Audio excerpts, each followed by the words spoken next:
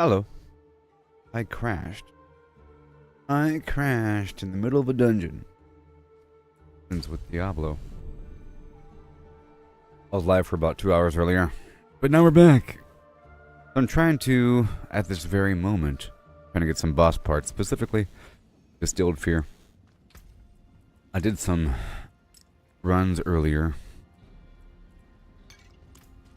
I did some runs earlier in the Undercity. A moment ago. You know? I'm gonna try to go for Tree of Whispers, Helltide, stuff like that. Let's go unlock this fast travel point right now. Let's go.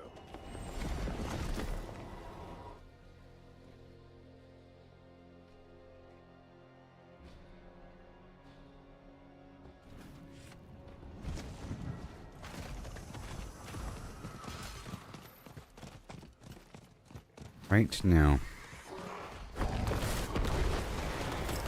There you go. Oh yeah.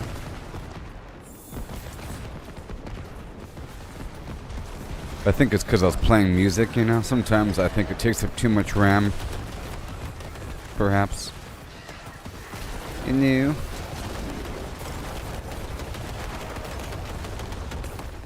Bundled herb. Let's go right here for this event. You gotta do the events. Distilled Fear.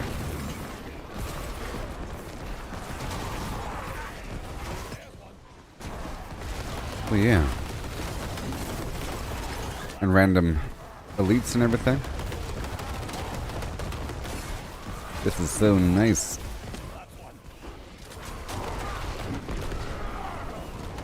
Bingo.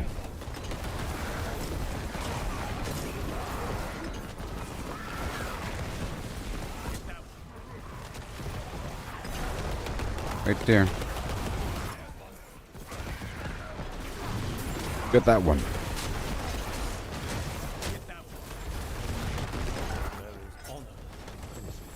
Yay. And I got some stuff. Who knows what? Oh, it's a goblin. Goblins have boss parts.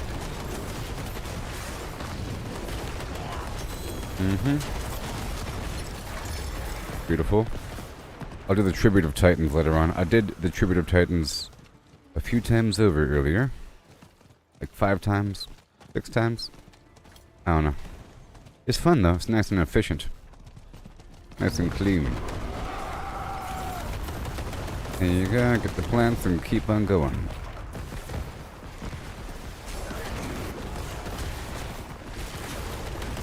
Alright. Let me do this right here. That's going to make a bunch of enemies spawn.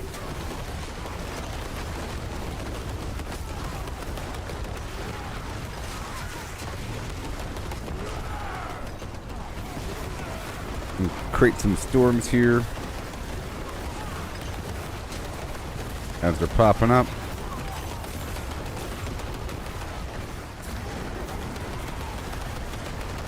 Right in front of me, it's okay.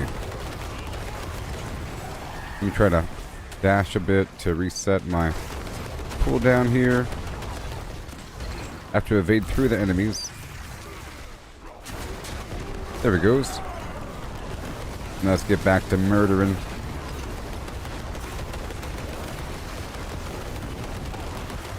There it is. Easy peasy. And more rocks.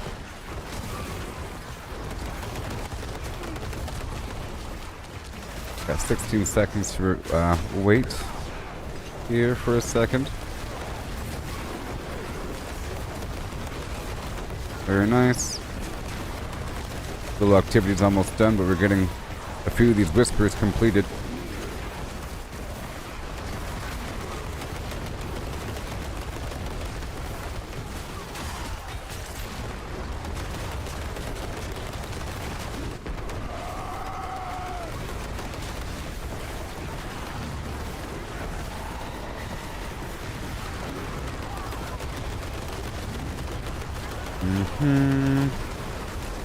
And then Tree of Whispers is ready. Pincushion doll. Alright. Hurry up. That's one whisper rotation, baby. Get it knocked out. There's a fair amount of boss parts in these in these rewards here.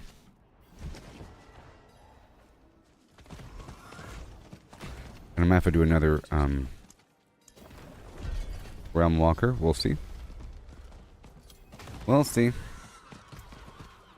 Boom. Thank you. What have we got? We got something.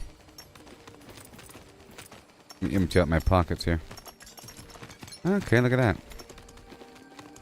What do we have? Just a few things. I need a lot of this distilled fear, please.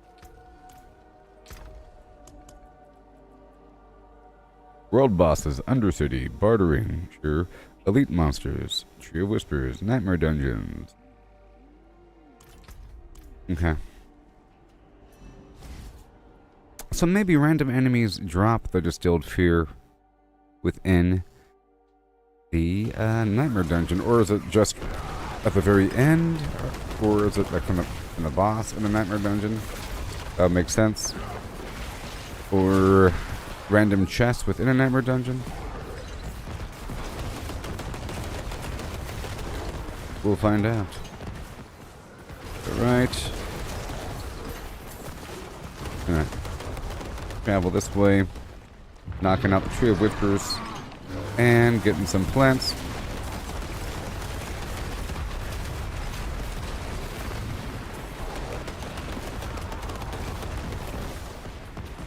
Fellow vine. And again.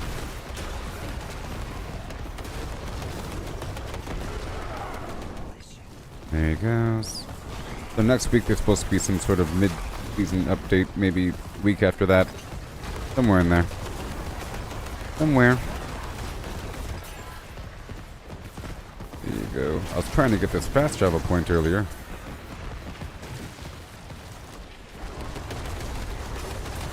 And make my way on down to the Blood Maiden. Getting these harbingers as I go.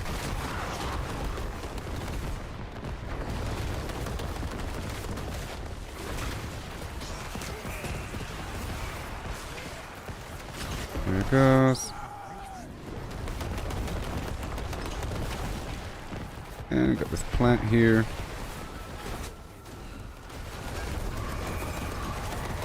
Yeah. Gotta open up a couple boxes. Realmwakers in 3 minutes. I think I might want to do that. Let's hurry up and complete some Tree of Whisper stuff here. Open up some boxes.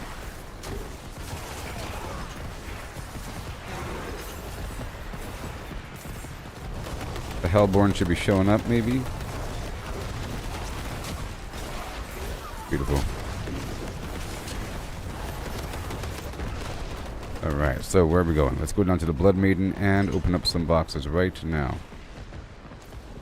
Right now. I have like 2 minutes.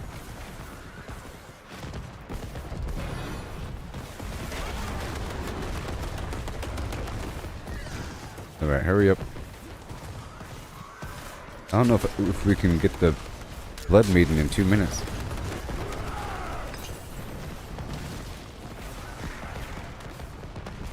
I'm thinking maybe we can do the...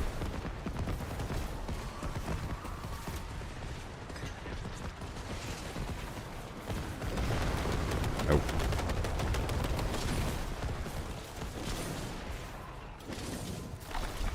Alright, let's see what we can do. I can knock out this and open up 3 boxes. And then pick up the slack on this thing here. Get another opal.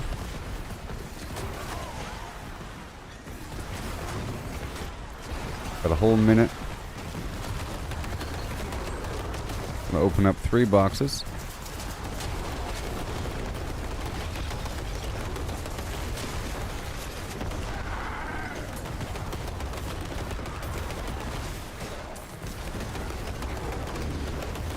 Yeah. Stilled Fear. Alright. I think the Helltide might be the best spot for Distilled Fear because it drops from elites.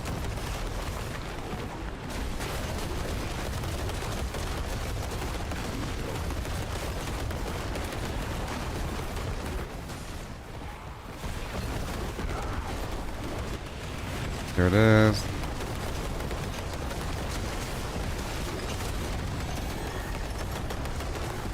Well done.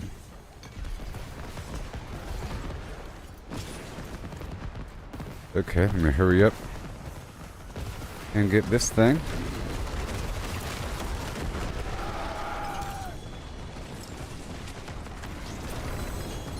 Come on. Got another one. Come on.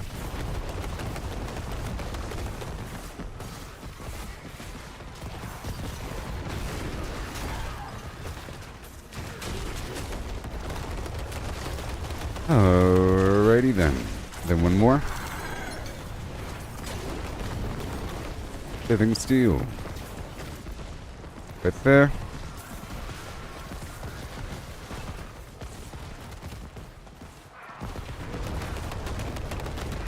Then I gotta go.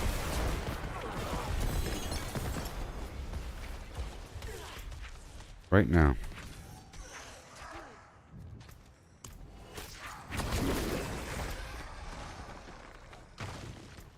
Come on.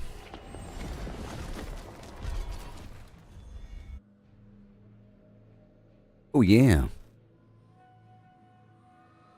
I'll get this fast travel point at the Fat Goose Inn.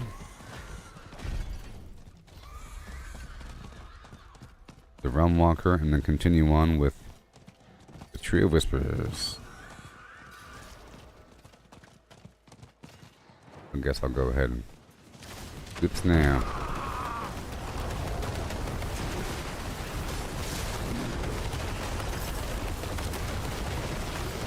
There you go. You get these plants right here.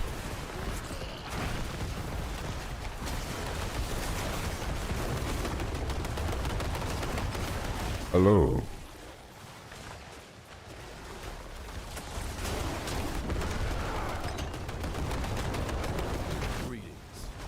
Yeah.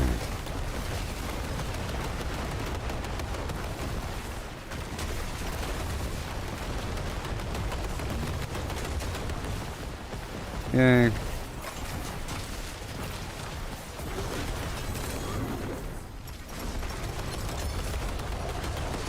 That was a treasure goblin.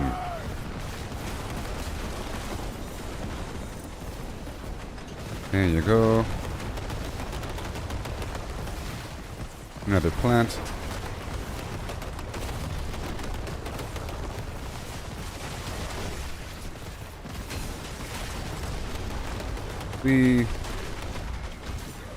Oh, done. You gotta bite it now. Boom.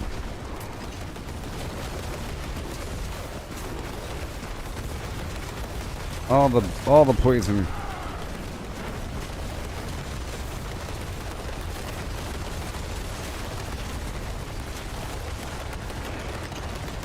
Gotta go ham. Cards of Agony. Alright. Easy peasy. Let's knock out this and do more of everything with a keen eye toward boss parts.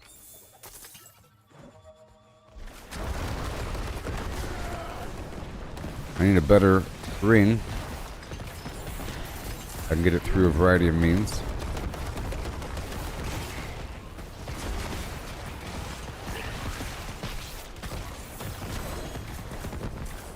Thank you.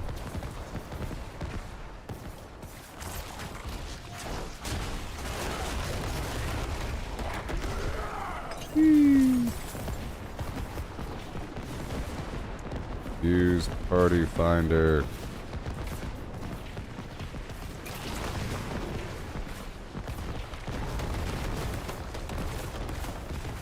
Alright. Torment challenges right now.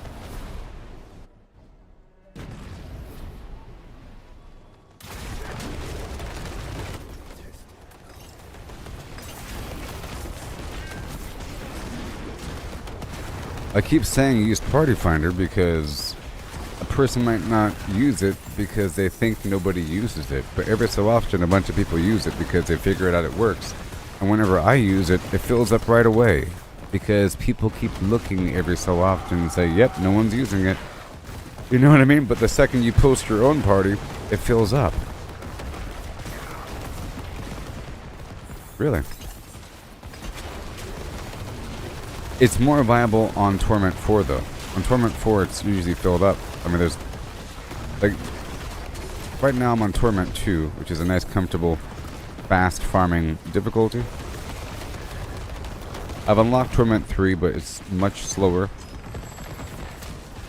And the rewards aren't worth the slowness if I'm trying to farm for these body parts.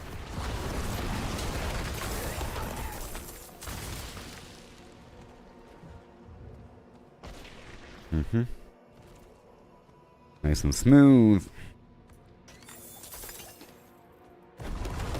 Watch, right now, in Torment 2, there's just 2 things open. 2 things open. For Torment 2. There's a horde and there's some other thing. People get the idea. And I'm pretty sure people can join halfway through your horde. Some activities are too short to really open up, but you know, it's okay to have something open just for one party and then close it afterwards. You know what I mean?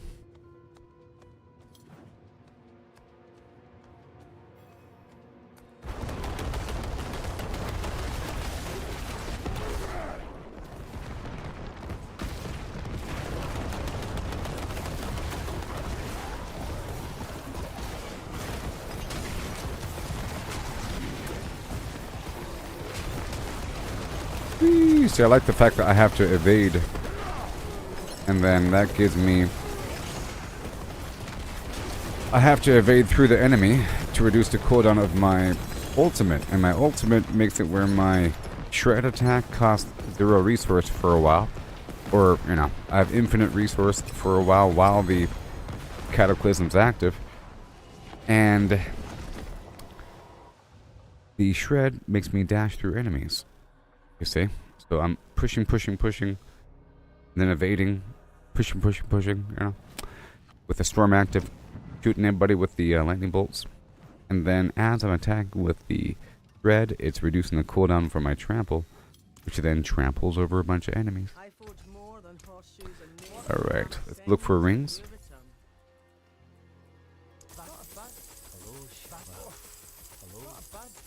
That's not bad. Earthbreaker. Let's see if it compares to what I already have.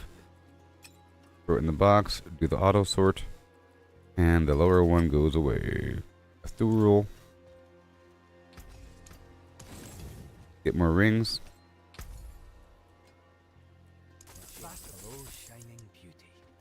And a couple keys. I always spend the remainder on keys. Let's get one more incense. Just a chorus of war. Alright, let me drop what I got. A couple of runes. These extra elixirs I'm not using. And these boss summoning parts. I got 6 more. Alright, so now let's do this Helltide. No, not that one. Let's do the Helltide. Let's go do this right here. 3 Whispers. By way of Karast. It'd be really quick and easy. I can knock out basically 2 Tree of Whisper rotations. Because I only have 1 Grim Favor remaining, I'll get that knocked out right away. Then back and complete the rest. Knocking out a cellar and event along the way. I'm sure. Box.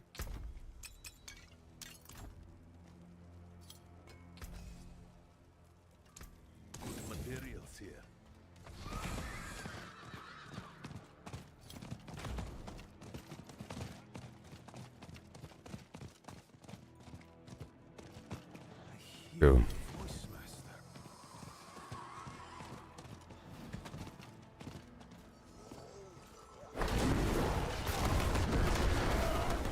I see the goblin. Thank you. Bunch of stuff, including a malignant heart. Yes.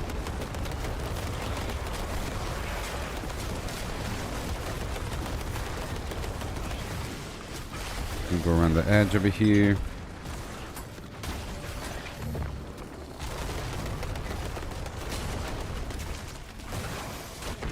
You want the elites? The elites have the good stuff. Okay, there's another Realmwaker coming up.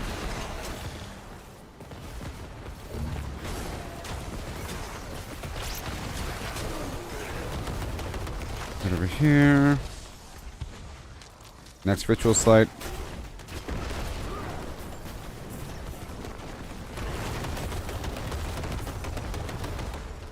Wait, I saw a oh, around the corner.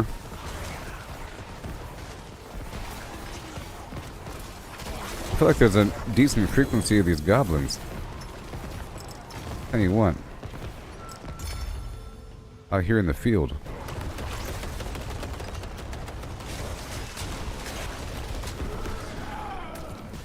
I think a long time ago I was hunting goblins, you know. During the first goblin event, where they would have shrines, erupt goblins. But then along with that, you end up hunting goblins in the field and you realize that there's a decent frequency of goblins on any given map. There's going to be a couple, maybe. If you search long enough, you'll find one. Maybe.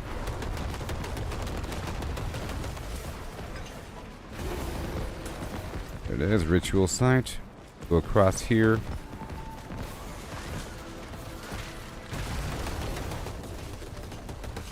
These elites right here. What do you got? Some new stuff.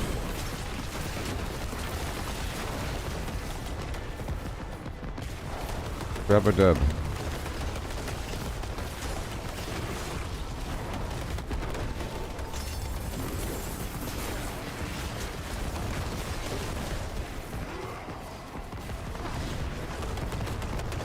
Oh boy.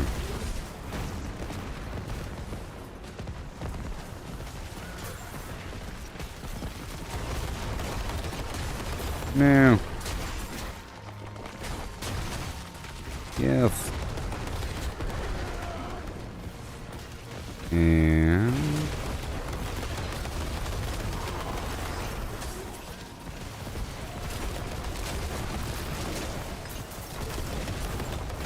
there you go.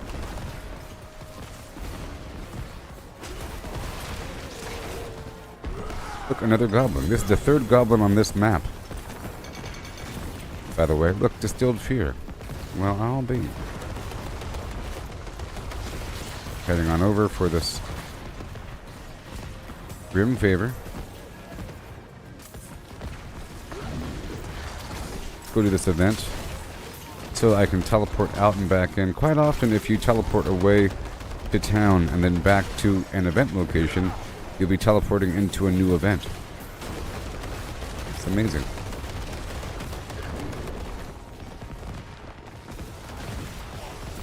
Another treasure goblin. What's happening? What? Like 4 in this map? Crazy. And this open world farming is the way to go. See, the Helltide's good, but you end up getting caught up in things, and it takes a bit longer to farm through the area. It's worth it. There's more elites in theory. That's what you're going for. XP and the boss parts.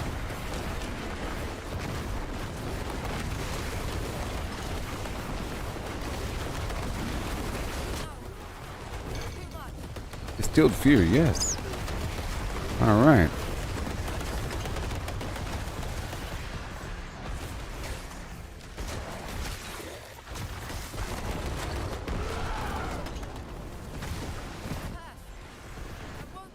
Yeah.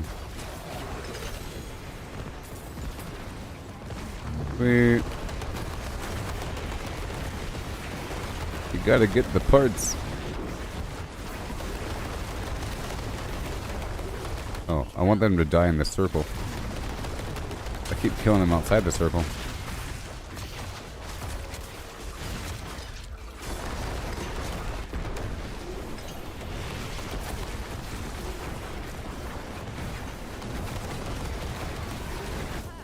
Yes, sir. Don't give up.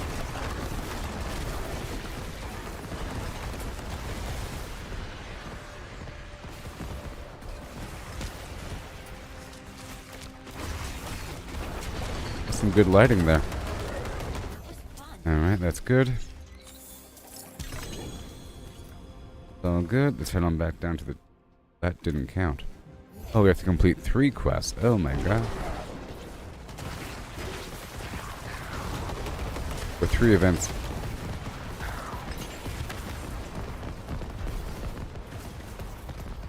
Alright, let's go there and back again. Like The Hobbit. There and back again.com, yeah.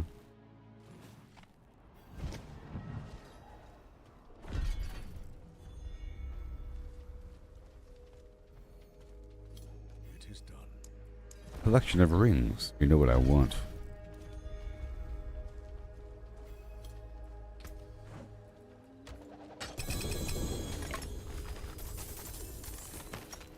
Thank you. 2 hearts.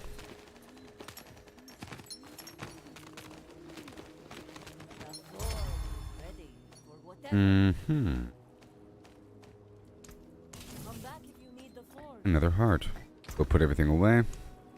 Now that we're back, get a bunch of free elixirs all the time. 10 more distilled fear. Nice. And destroy all these keys besides this one. Those 2.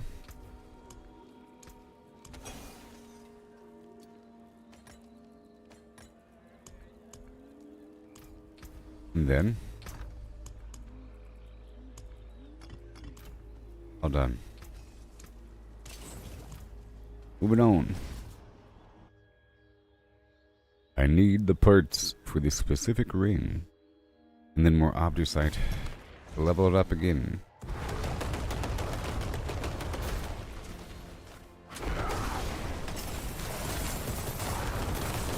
Alright, we're heading this way.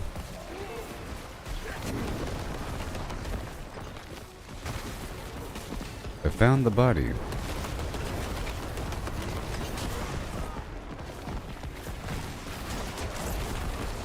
All done. Let's go down here to this other event.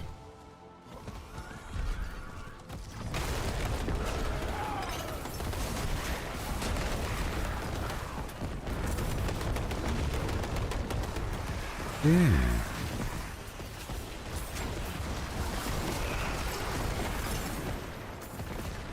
Into the hole. Gotta stop by these sellers, you know. You get some stuff from them. You see.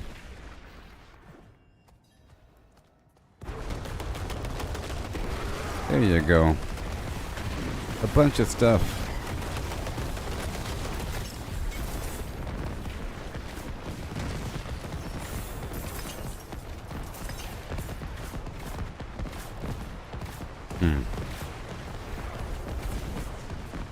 Awesome.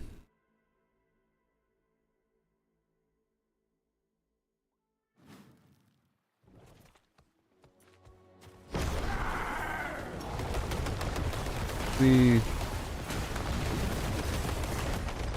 Alright, we're going.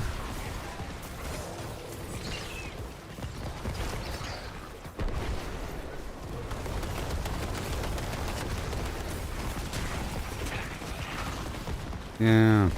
Go top off the opal.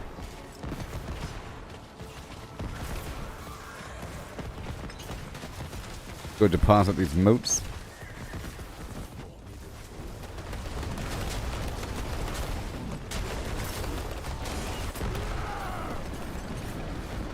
Boom. Not today. I saw something flashing over here.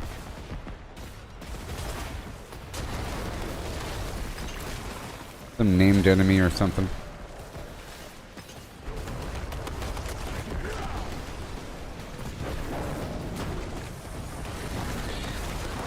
Yeah. Thank you. Distilled fear. Oh yeah.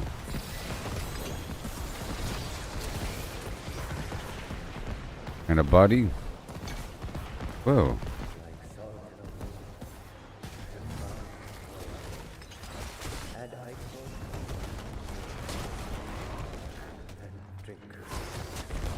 Oh my gosh.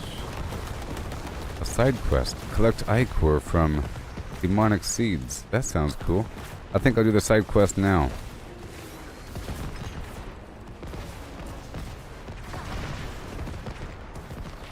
Or maybe I'll just focus on side quests and with this character, because my Spiritborn was my main character and did all the side quests. This one didn't. Well, not all the side quests, but most of them. Gotta knock out that stronghold around the corner as well.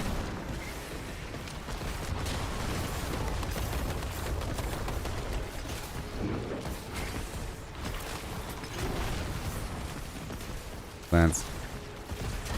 Just a lot of enemies here, you know?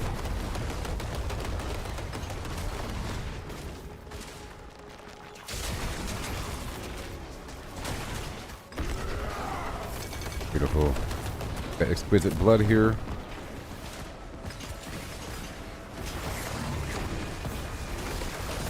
Yes.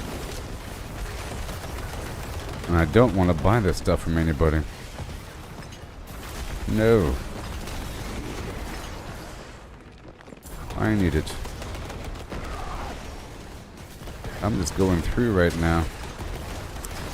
But I need to focus on the event over here.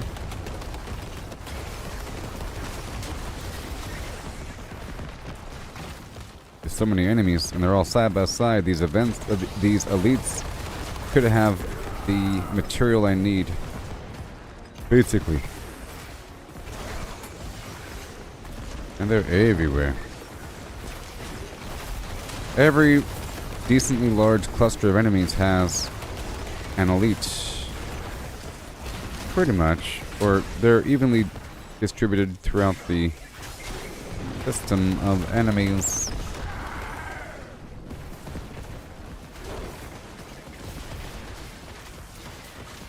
Right there.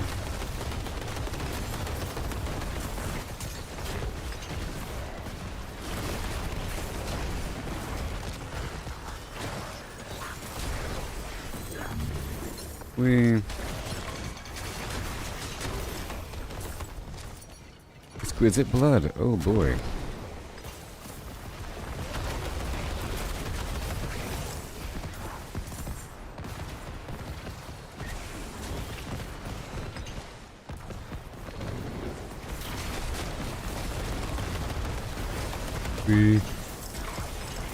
Artificer stones.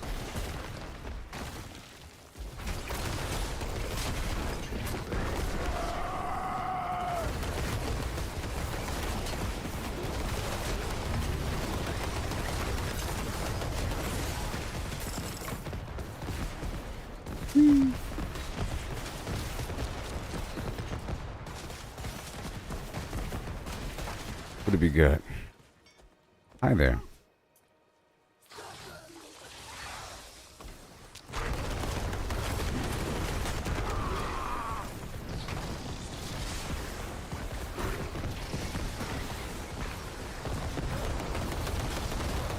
There you go. Wonderful.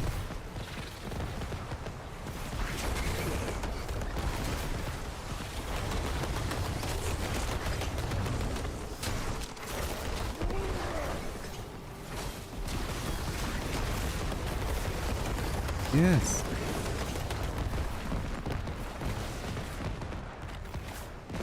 All done. Mission completed. And now we go all the way across.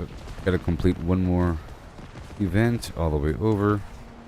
And there's a side quest to go collect some ichor.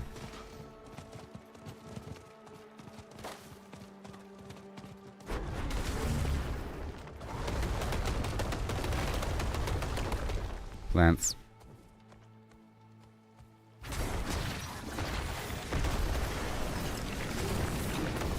Yay. I see ya.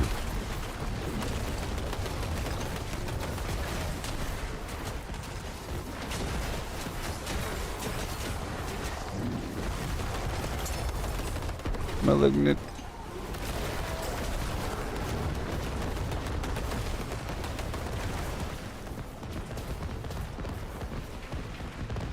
Malignant.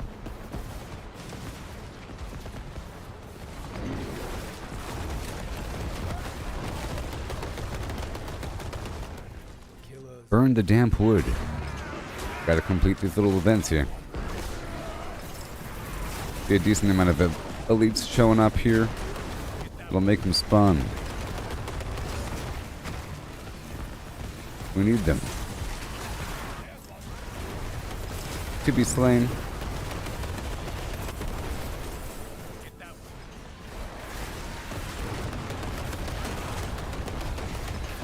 Oh yeah.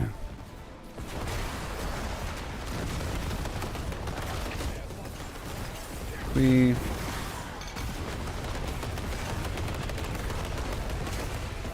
distilled fear. Yay!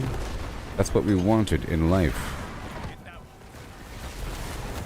What we needed. Gotta do the Undercity Tribute of Titans. You know.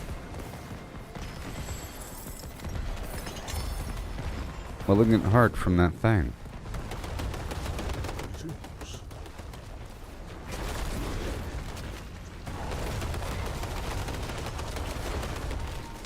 Hello. I want this plant over here. Thank you. Alright, let me go this way.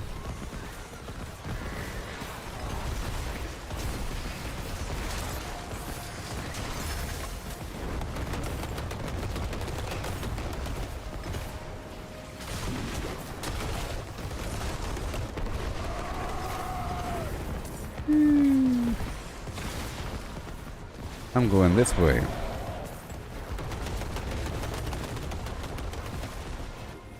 Plants.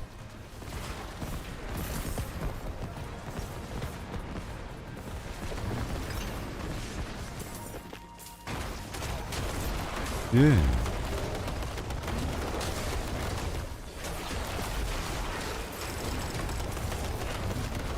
Any second now. There it is. Bada boom. Got the buddy. Amazing.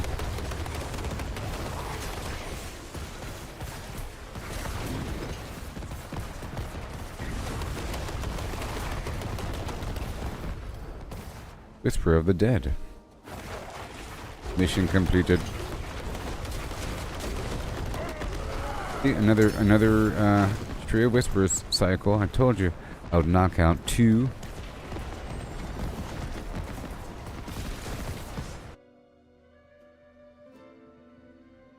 Trying to go for the ring. All these buddy parts in my life.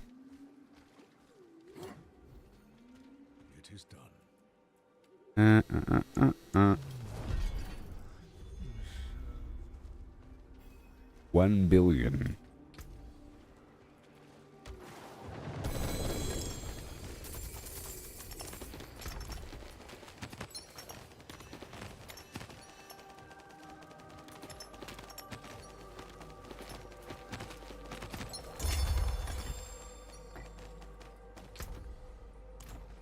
Alright. That looks worn. I can fix it. Alright, head back out there. Another rotation of the Whisper Tree. We'll do the side quest here. We're not done with the Whispers out here though.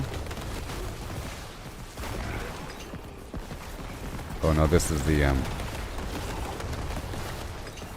gotta collect the ichor from the demon seeds.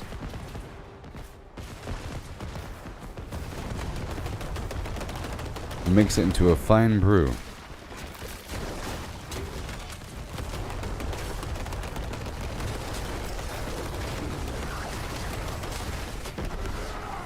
Wow.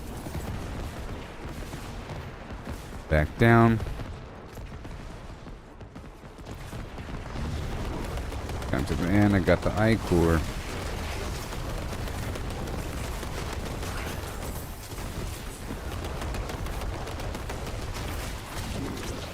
There you go, pal.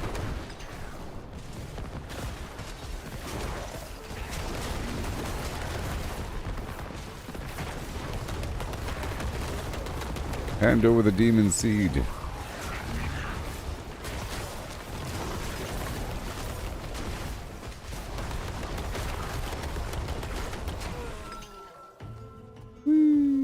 Thank you. I want your eye core. There. I see the demon seeds.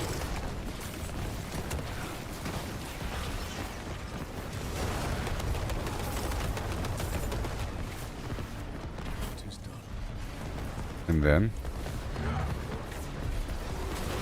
Oh, I guess it's done there, huh?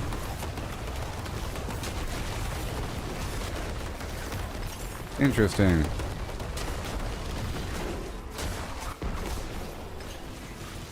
Okay, whatever this is. Oh, search for the warriors camp. This is different quest.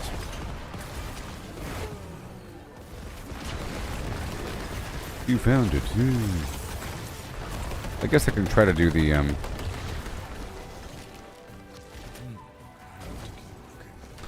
guess I can try to do the Dark Citadel. It just takes a while.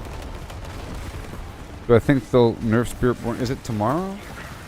Is it tomorrow? There's supposed to be a fireside chat. I think I thought it was supposed to be on the 12th. Tomorrow's the 11th, or whatever. I thought there was going to be a fireside chat on the 12th where they discussed the future mid-season patch featuring class balancing. Well, they're supposed to be class balancing, so they'll probably nerf and buff. It's to be expected a little bit. I don't know. The goal is to get people to stop using the same thing and to make other things equally as viable, even if it means to bring down something. But there's supposed to be some content updates as well. So as said, we will be discussing our future mid-season patch on the fireside chat, unless, I don't know. It's supposed to be some sort of, it's supposed to come soon. Whenever it is. I'll say within a week. Huh? Maybe.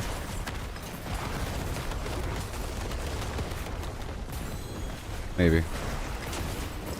My Spiritborn wasn't doing the typical thing. I have a really good Spiritborn. It's just me hopping around the whole time.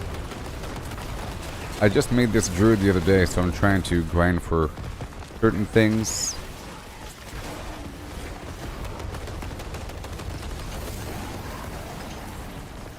That's what I'm trying to do.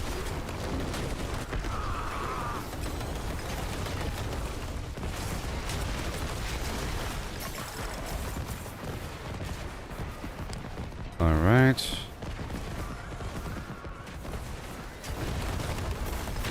Bingo. Let me get these plants over here.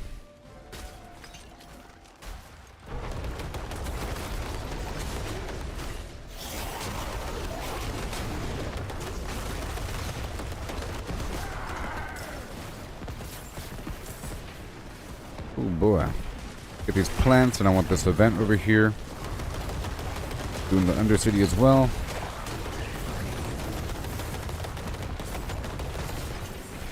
So I'm going to do this event and then head down to the cellar and then hop back out and do the event again. If it resets.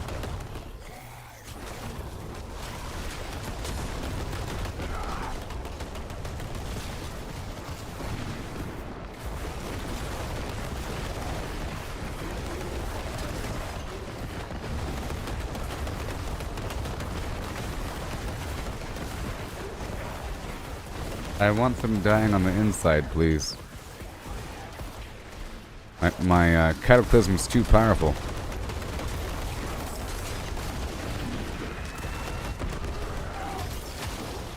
There we go. I do have a pool every couple seconds. And with my ultimate. Okay, right down here.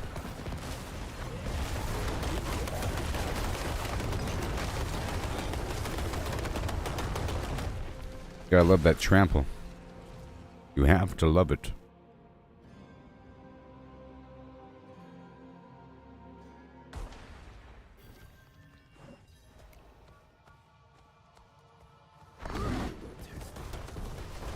There you go.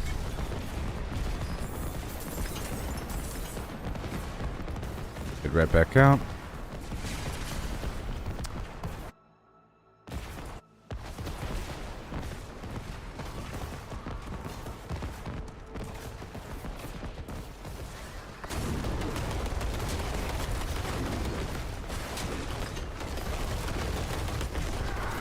Sweet.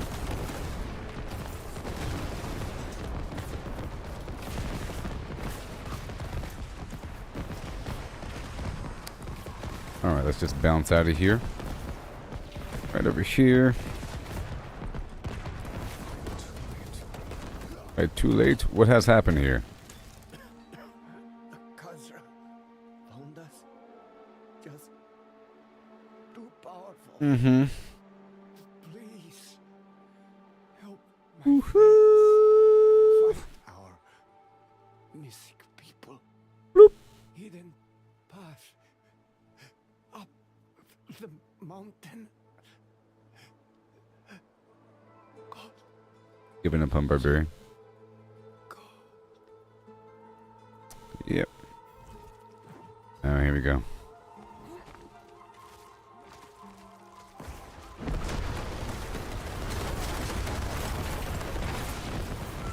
I really enjoy my Spiritborn though, with the popping around. Does so much damage. I can't solo tier 100s though. But I do billions of damage. You know what I mean? Tens of billions. But not trillions.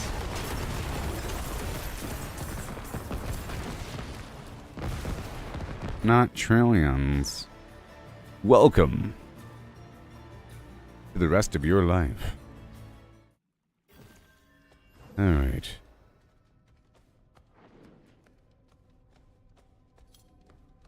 Big steps. I'm like jumping down 2 steps at a time. What? What's your purpose here? Speak. I am a Karastian. Behold, I was sent by Priestess Quali to find you. You saw what happened to the others. Yes, We failed the priestess. Failed Gorast. yes. Your loss is great. I'm sorry. I'm sorry. It's nothing compared to I'm the sorry. Castra I left unchecked. The labyrinth's threshold lies just beyond this wall. Can you not hear them? The sound of Castra chills us to the bone. We made it this far, but look at us. So few have survived. We were sent here to put a stop to the infernal machinations that fester in this crater. And yet we cannot bring Infernal ourselves machinations. to Don't worry. I'll take care of it. Perhaps you are the By, warrior oh, Gorast needs. by oak and leaf and stem and root and tree and branches and foliage, I ride.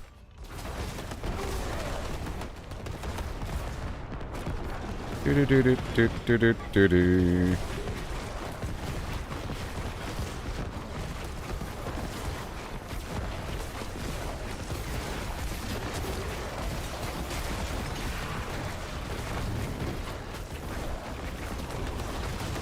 Oh yeah.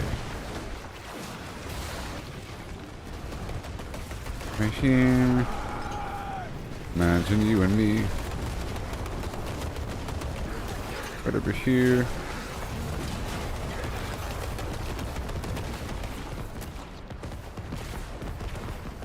You win. Oh, the hurricane boulder thing? Yeah, I specifically don't want to do the boulder hurricane thing. So, just so you know,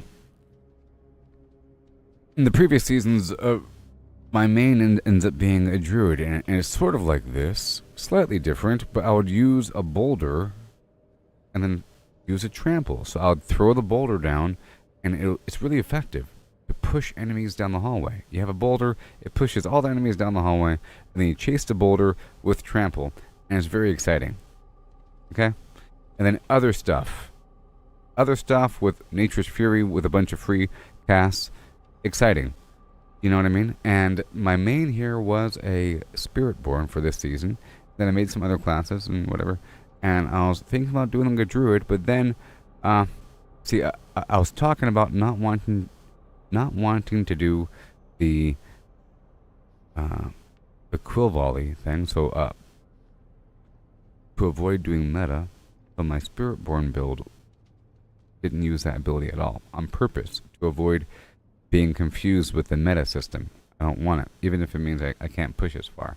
I don't care. As long as I can smoothly farm Torment 4 and kill bosses quickly in Torment 4, that's all that really... And do the Nightmare Dark Citadel, that's all that matters. You're going to have other characters that push deeper to get the XP. Okay, but then I was going to make a druid, and I was saying that the second I hear about some sort of meta, I don't want to do it. And specifically, I have this boulder thing, and spells and so forth, and things are just happening. Wonderful. But then I heard through the Diablo 4 community on X that the new Boulder Cane, the Boulder Cane druid is so powerful. And I'm thinking, great, now I can't be a druid because now that's the new meta thing. And I specifically stray away from meta. I didn't want to do it. But then I made all the other classes with the druid being last. When normally it's the first one I make after whatever else I do. Like barbarian and druid, you know.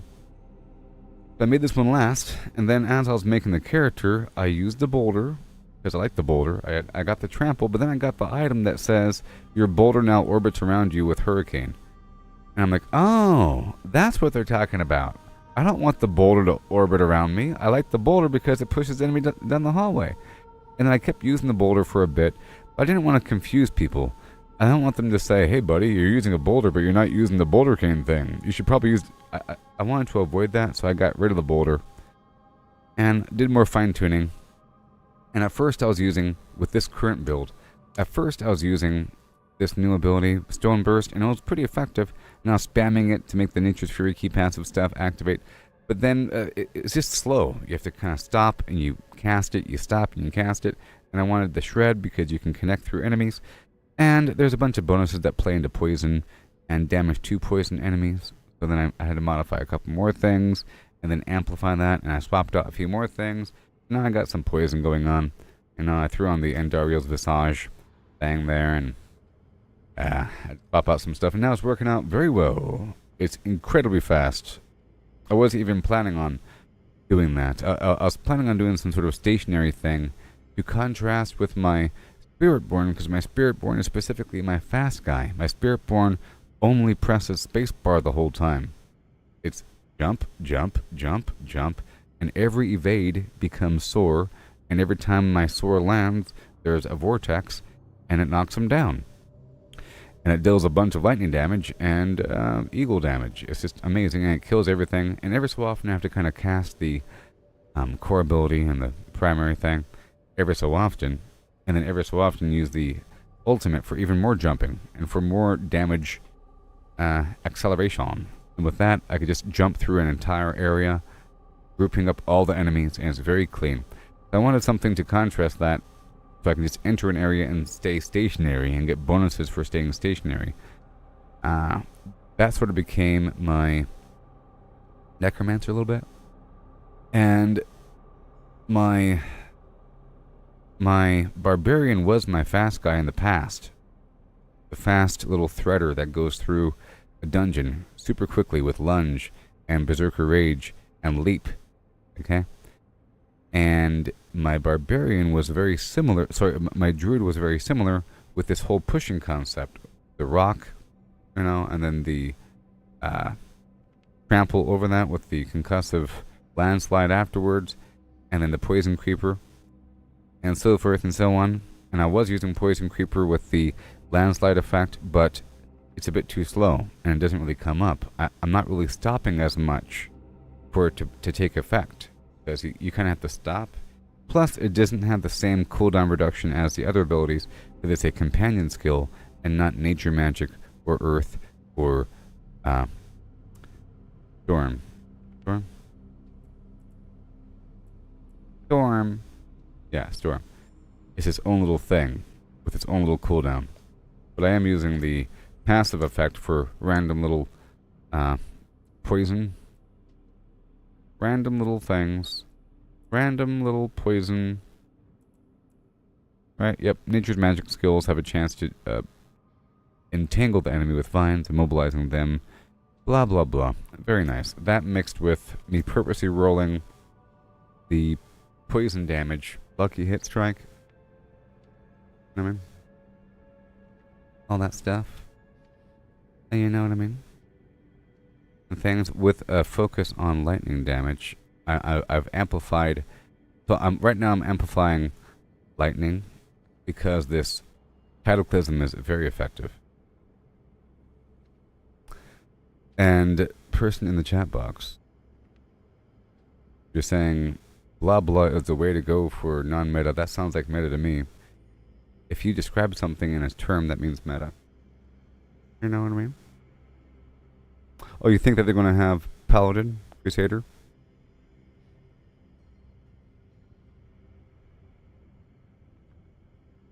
In terms of what class to go 100% in on? Well, you know. Whatever.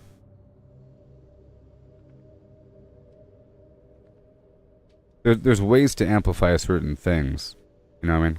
And as we're identifying here, with this build situation, you could either you could lean into the wolf or lean into the AoE storm effects, or go half and half with Nature's Fury, because in essence you'd use the Bestial Rage, whatever thing, and turn it into a wolf. And then be extra powerful, and then you'd have the wolf companions and have them do lightning attacks and so forth and so on to spread it like that. But there's many viable combinations here. I'm trying to not do that. You know what I mean? I don't look up builds or anything. The elixir of hollow making. What? The elixir of hollow unmaking. What? Make it quick, please.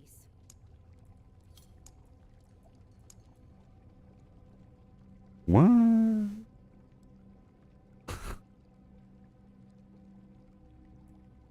What? What?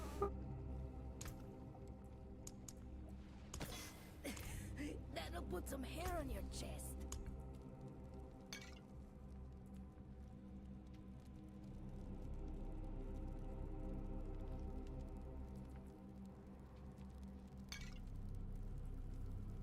What?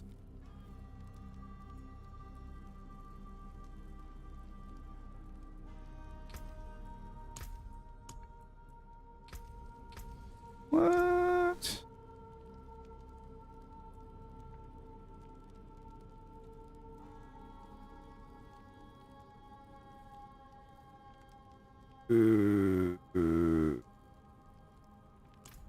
Hold on a second. I did some side quests and I got this weird elixir here.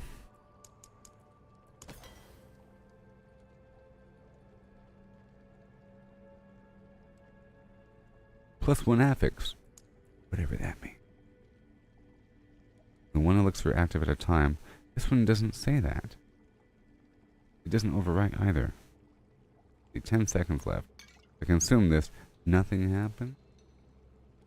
I don't see a little buff icon. But I bet you whenever this is expired, I can use it. No icon.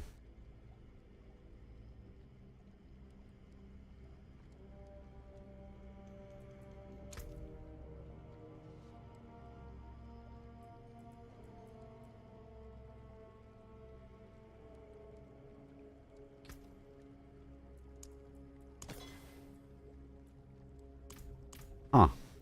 Anyways. Not bad, yes? sounds of your demise. But now I regret not hearing the music of you slaughtering the Kasra. Stop being so violent. You have emboldened this wanderer. I'm doing this because I must, not because I enjoy it. Be able to push deeper into the citadel on your own. I'm doing this. Only a combined I'm doing this because I must. will remain here and assist you however we can. The barbarian's different than the druid with their voices, you know? Find others who can help you on this path. And go. Oak and leaf and stem. Alright, thank you for the stuff. Yeah, buddy.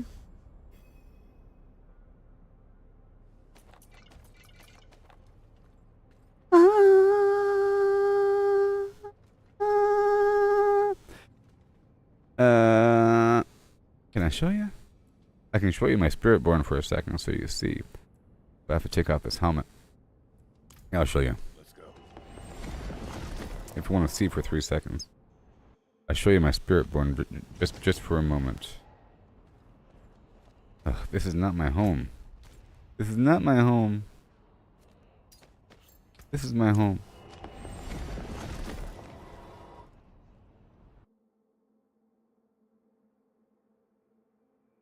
Well, it depends. You're saying that there's a big difference in mobility between Spiritborn and Druid?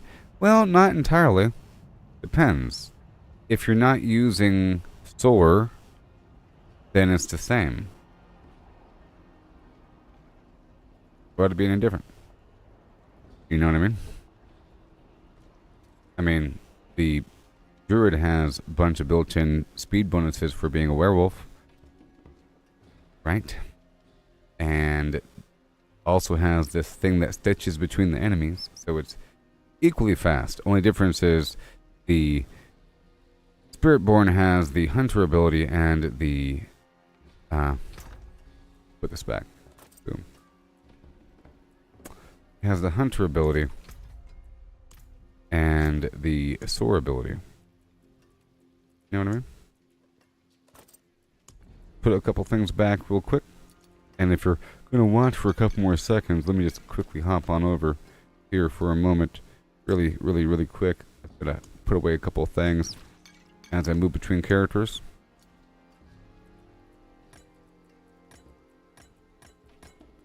Alright, the rest is fine.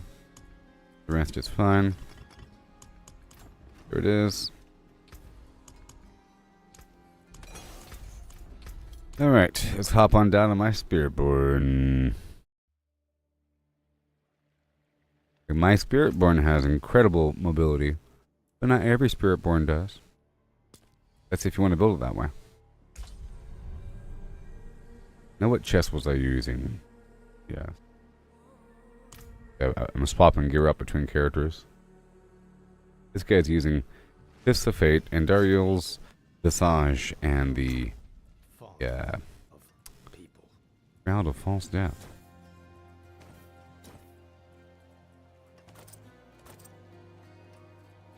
And Fist of Fate. And then counter concealment. Critical chance? Probably some critical chance thing. Based upon moving? Maybe. Doesn't really matter. Crit chance. Based upon moving. Move. Done. Alright, so let's just check her out. It's been a couple milliseconds since I've been here last. This guy is good to go. And I should be farming with this guy anyways. And I would like to move between the two different characters. It's just if I play as a druid, I end up getting druid gear. And I specifically need a druid gear. You know what I mean? But if I'm farming boss parts, I should do it with my highest level character. It's faster. Alright, so you get a line, I'll get a line, line. This guy needs health. You need health, and you need to get some incense from the thing. What's up with this stupid weirdo elixir? I think it's broken. Broken. Okay. So I want boss parts. Let's get some incense. And I'll grab some keys.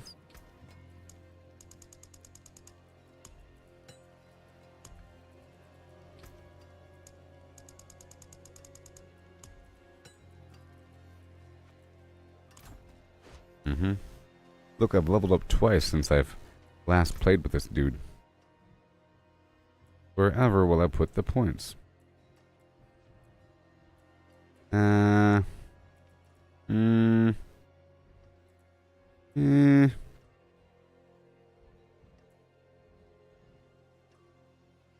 here. Feeling received. So let's go over here to... Oh boy. EJ Helltide in AM. EJ Helltide. In the AM. Maybe. Yeah? Yeah. Let's do this one. Right here.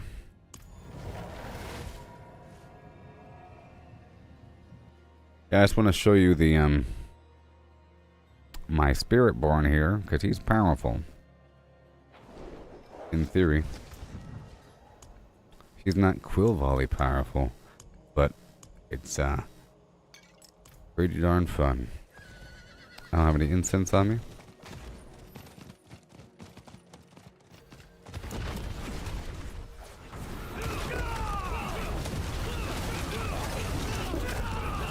There we go.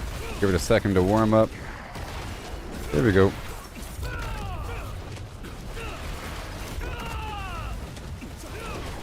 Hippity hop.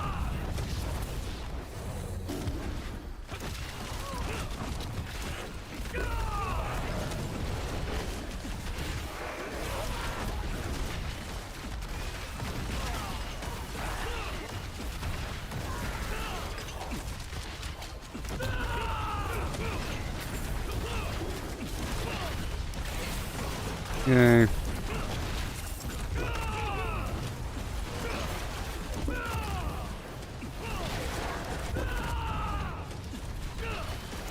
Yay.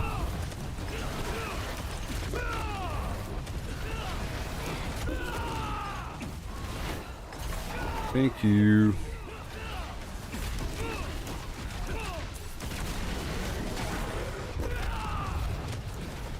There you go. And then, every 3 seconds.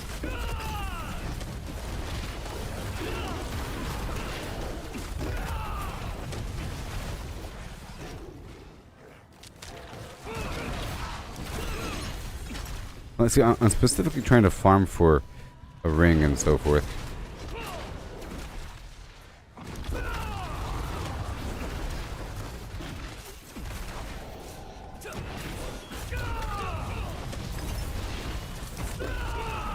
Hippity. Mac hoppity.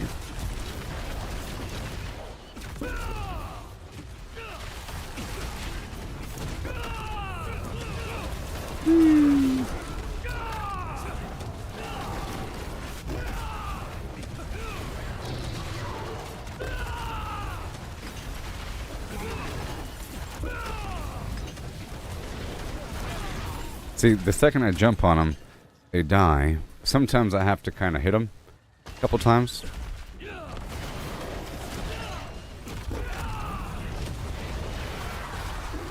And then, let's see here. It's been a couple days since I played with this guy, but not really.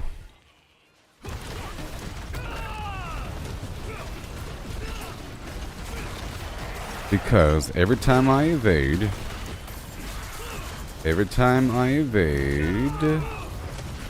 it's a soar. And then every time I cast soar, there is a vortex at the destination. And if I cast vortex with a barrier, it knocks them on the ground. You know? And then hitting a vulnerable enemy has a chance to reduce my evade cooldown, every stack of ferocity, blah blah blah. You know, so and then of course I get max stacks of ferocity with ultimate. And then eagle skills have a chance to create a storm feather. Every Storm Feather I pick up now reduces my mobility skill cooldowns. You know? And with this weapon right here, the Wushe Nakpa, the Hunter is now a mobility skill. You see? Which means pretty much every second jump it resets my... every second jump or so, it resets my ultimate. And then of course the ultimate itself resets after it kills something. And doing all that garbage. Then we have this poison nuke effect that builds up, and of course the Spirit Hall choice compiles a bunch of damage every 15 kills. Half-second damage. Kaboom. The key passive makes your poison all hit at once, so I have the Endariel's Visage on there for that purpose, and then all that wrapped up together equals a bunch of damage all the time with the Fists of Fate.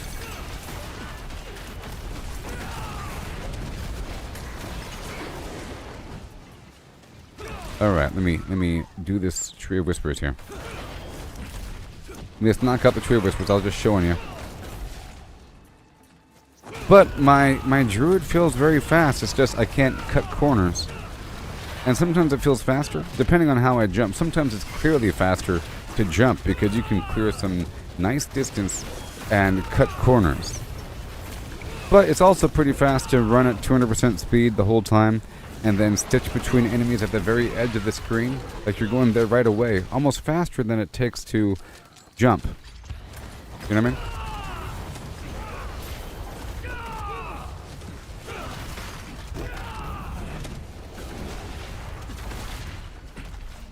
So I think in a straight foot race, just dashing and treading between enemies with a lunge is faster than jumping the whole time. But in a convoluted map, jumping is faster the whole time because there's a bunch of... You gotta walk left and right and up and around, zigzag up some stairs, you know, down the stairs, off cliffs and everything. Being able to jump up and down cliffs and stuff like that, really, really nice.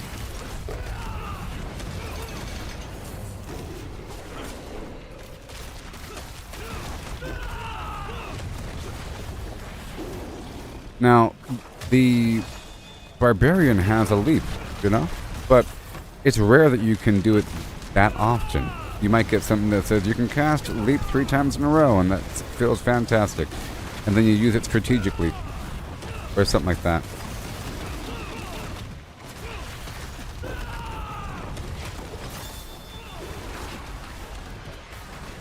But this is back-to-back. It's sort of really overpowered and awesome.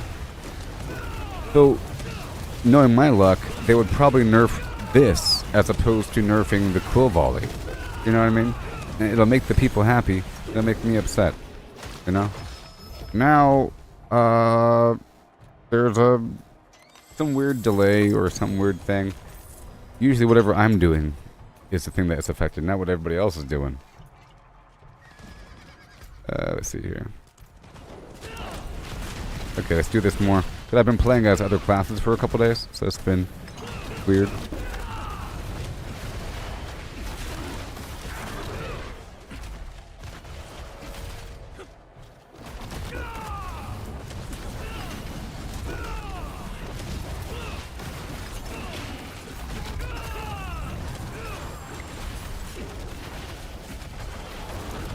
Destroy the enemy structures.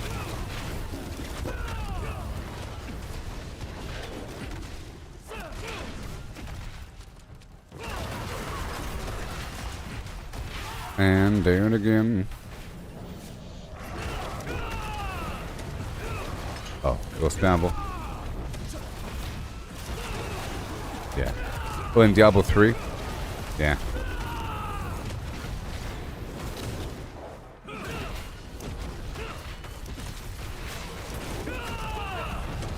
Well, you didn't get a free vortex.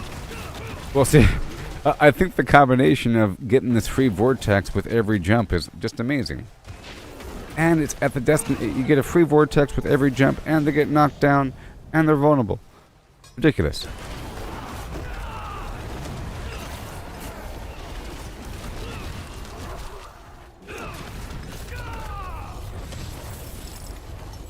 turns in it. Yeah, all that stuff mixed up together with all this lightning damage and eagle damage, it turns it into like a viable attack. The leap earthquake thing is good too, but if it had some other thing up in there, like some other Zynga, I'm sure there's a way to make it, whatever.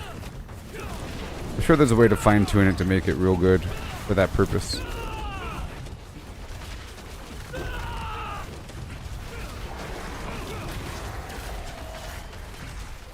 Let me hurry up.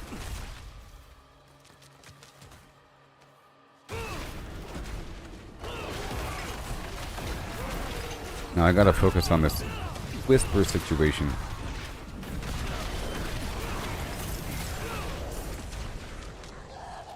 Let me go over here for a moment. Oh great, somebody just turned on the flim flam.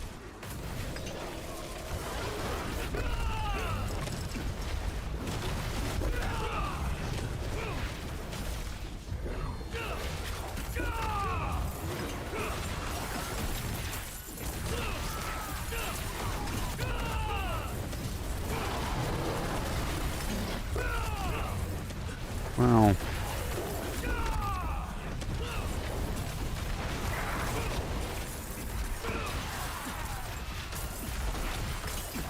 Half this gold I'm not picking up. My dog ain't working.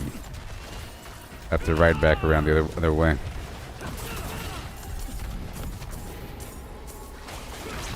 Okay, Tree of Whispers is done.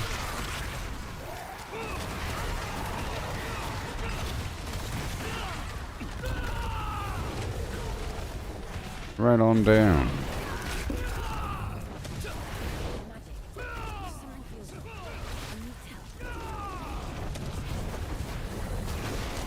Okay. This right here is much better. My other class had a harder time doing this because I don't have a constant vortex. I have a, every 4-second vortex. Or a vortex whenever I would cast my ultimate. And then the ultimate was based upon... The ultimate is just a sort of a duration thing. It just lasts a while. Makes this amazing storm. Hurting enemies with lightning bolts. Very effective. With more lightning bolts and tornadoes and other weird effects. Free rocks everywhere, just hurting enemies passively. Which is different than what I'm doing here. I'm pulling all the enemies to me and then popping them. Zip, zip, zip. So I like the contrast between my druid and my spiritborn here. They're similar. So now I have to go back.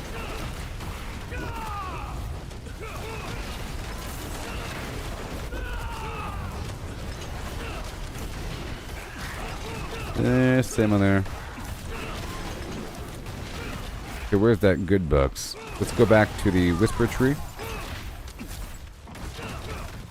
Well, also, I'm immortal if I cast Counterattack. If I cast Counterattack right before attacking, I have a 100% dodge chance for 3 seconds, so most things it ignores. And if I cast Counterattack right before the Hunter, it resets the charges on Counterattack. And I have 7 charges. I used to have like 13 charges because I had an item that had more rolls. And that's something I was grinding for. Like a better ring that I can roll to put extra charges on with the Masterworking system. And everything. And the tempering system. It's a lifesaver. And that's what I have to use quite a bit.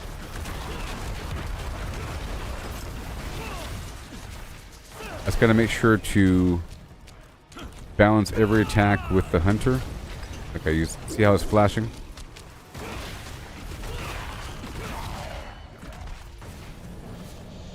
But I find my Druid almost more enjoyable now.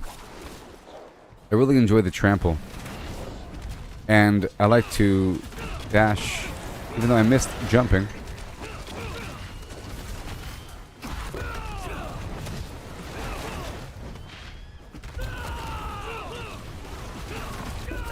Alright, we're here. They are frenzied. Hey there, Living Steel. How's it going there, buddy?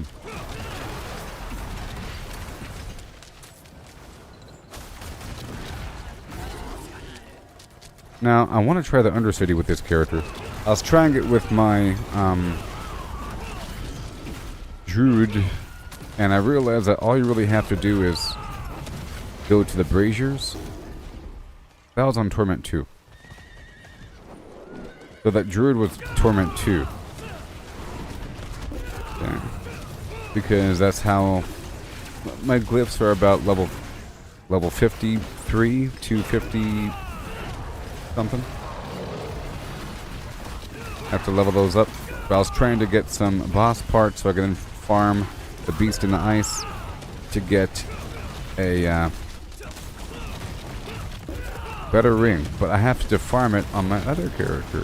See, I gotta farm it with the druid. It's a druid ring. I really like the fact that you have to farm the materials with, or you have to farm the good loot with the class in question. I like to have things I need to farm.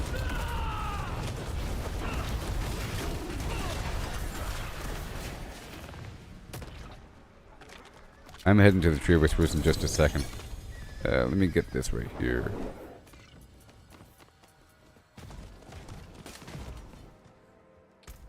This is annoying. Come on.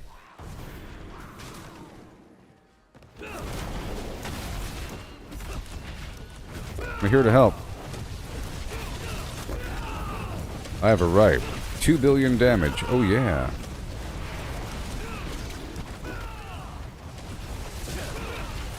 I am Peter. But they're calling me. You're welcome, America. Thank you for the distilled fear. You came out of nowhere. Dang.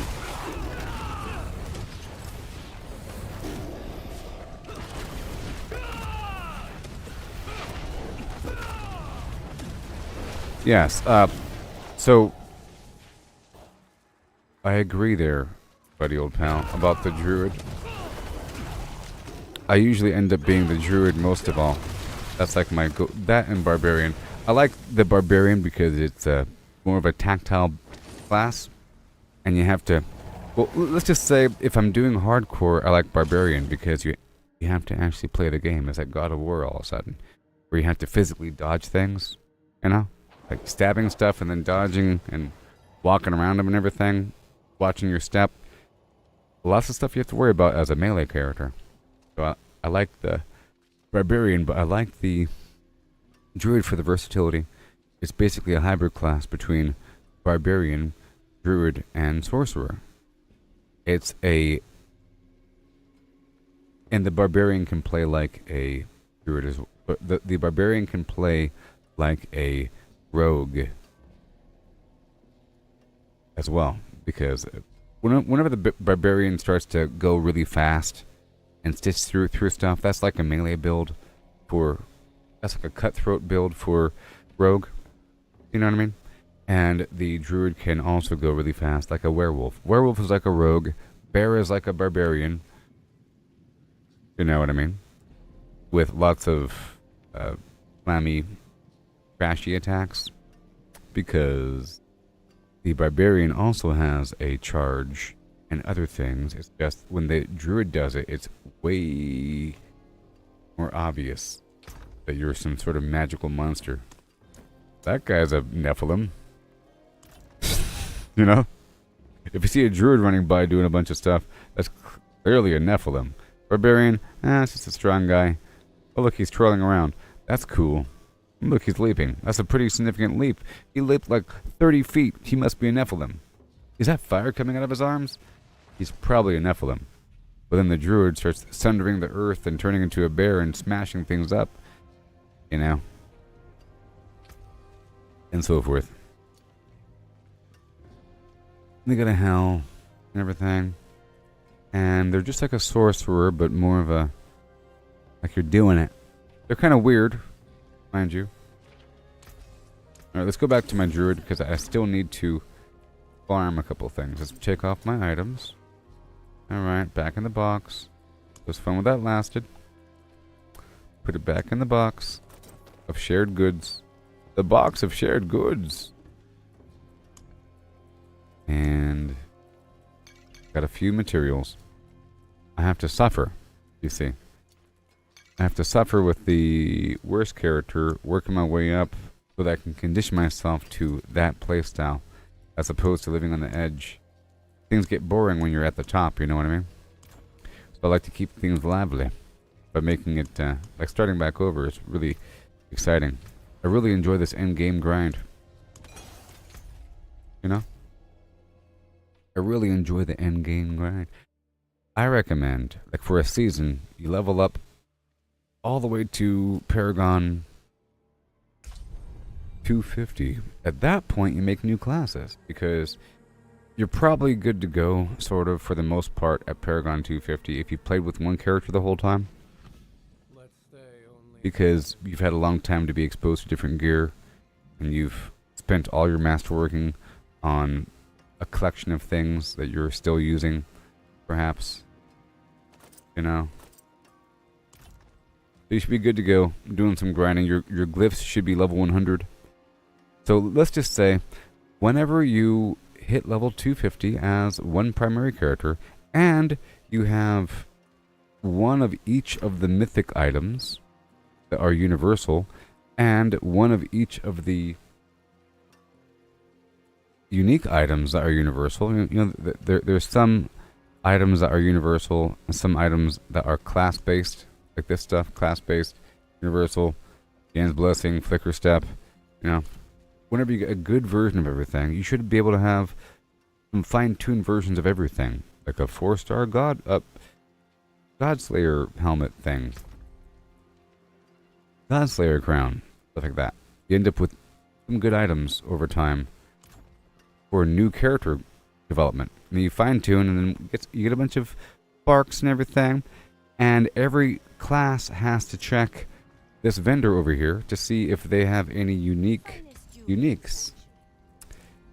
You know? Because, for example, the Spear of Lycander, weird, it's a spear. Not every class uses a spear. With a shattered valve thing. The pole arm. Right, not every class uses a pole arm, but some do. Swords. Right? You have to check that with your new characters. And by that point you should have a ton of all the different materials. And then you make a new character, and then you have to grind through eventually to... eventually, after all the stuff is done. Once you hit level 60, you're good to go. At level 35, you can use mythics. So basically the way it works, really quick, is a new character on a old account, right? You do whatever you can. First thing you do is change your cosmetics. Second thing you do is change your mount cosmetics. Third thing you do is head out there and pick up the initial seasonal quest. The fourth thing you do is just step outside for 3 seconds and level up to level 10, which will happen immediately. Once you hit level 10, you back out from what you're doing, you go down to the purveyor and you buy a set of gear, making it all legendary.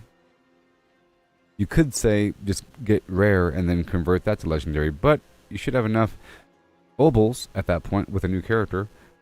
You start off with max Opals, and then you farm more Opals with your high level character. You buy a whole set of gear at level 10, okay? And whatever you get, as long as it works and it has main stat on it, you're fine. You don't have to worry too much about the details at that point, because the game doesn't expect you to have a full set of gear. And then you farm some more, and then at level 15, you open up your jewelry slots, you get new gear for there, you look at some things, and make some changes. By that point, you should be figuring out your build, whatever you're trying to go for. You might do some targeted aspect swapping. You make sure to temper everything immediately and masterwork things immediately. The game doesn't expect you to do it. You'll be overpowered for a bit. Then you level up all the way up to 35, which should happen really quickly. If you do, you should be doing the Realmwaker, because the game wants you to do it for the reputation. You should be doing the Helltide with the Blood Maiden and a Tree of Whispers rotation, and maybe a single dungeon. You get these levels really quickly at the very beginning. At level 35, you then put on a couple pieces of gear, and there's a couple pieces of gear that are fantastic for new characters. Like Tyrael's Might. It makes you shoot out holy beams and gives you a ton of defense. You know, This sword here, Doombringer, gives you a bunch of stats, a bunch of extra damage. The Harlequin's Crest gives you +4 to all skills. Awesome. Awesome. The Shroud of False Death gives you +1 to all passives. This Ring of Starless Skies makes it where you can spam your core ability and have extra damage when you do it, and gives you a big old chunk of lucky chance, or lucky hit chance. Some really good stuff that will help you push forward and might be in your build forever, but I think they are just like training wheels to get you forward, to push you into the next difficulty, because it will address all of your getting a couple purples up in there in your build, along with some fine-tuned other gear, will help you push all the way through and be just fine. Once you hit level 60, you then have access to all the other gear. The really good stuff, like Flicker Step, helps you reset your ultimate. You know, the Banished Lord's Talisman gives you a frequent overpower. There's some really defensive pants. The Fist of Fate gives you perfect lucky hit chance and makes you deal up to 300% extra damage. Stuff like that. Okay, some pretty good stuff. Razor Plate, if you have a Thorns build, will make you really powerful for a little while. You know what I mean? It's a whole lot all at once. But then,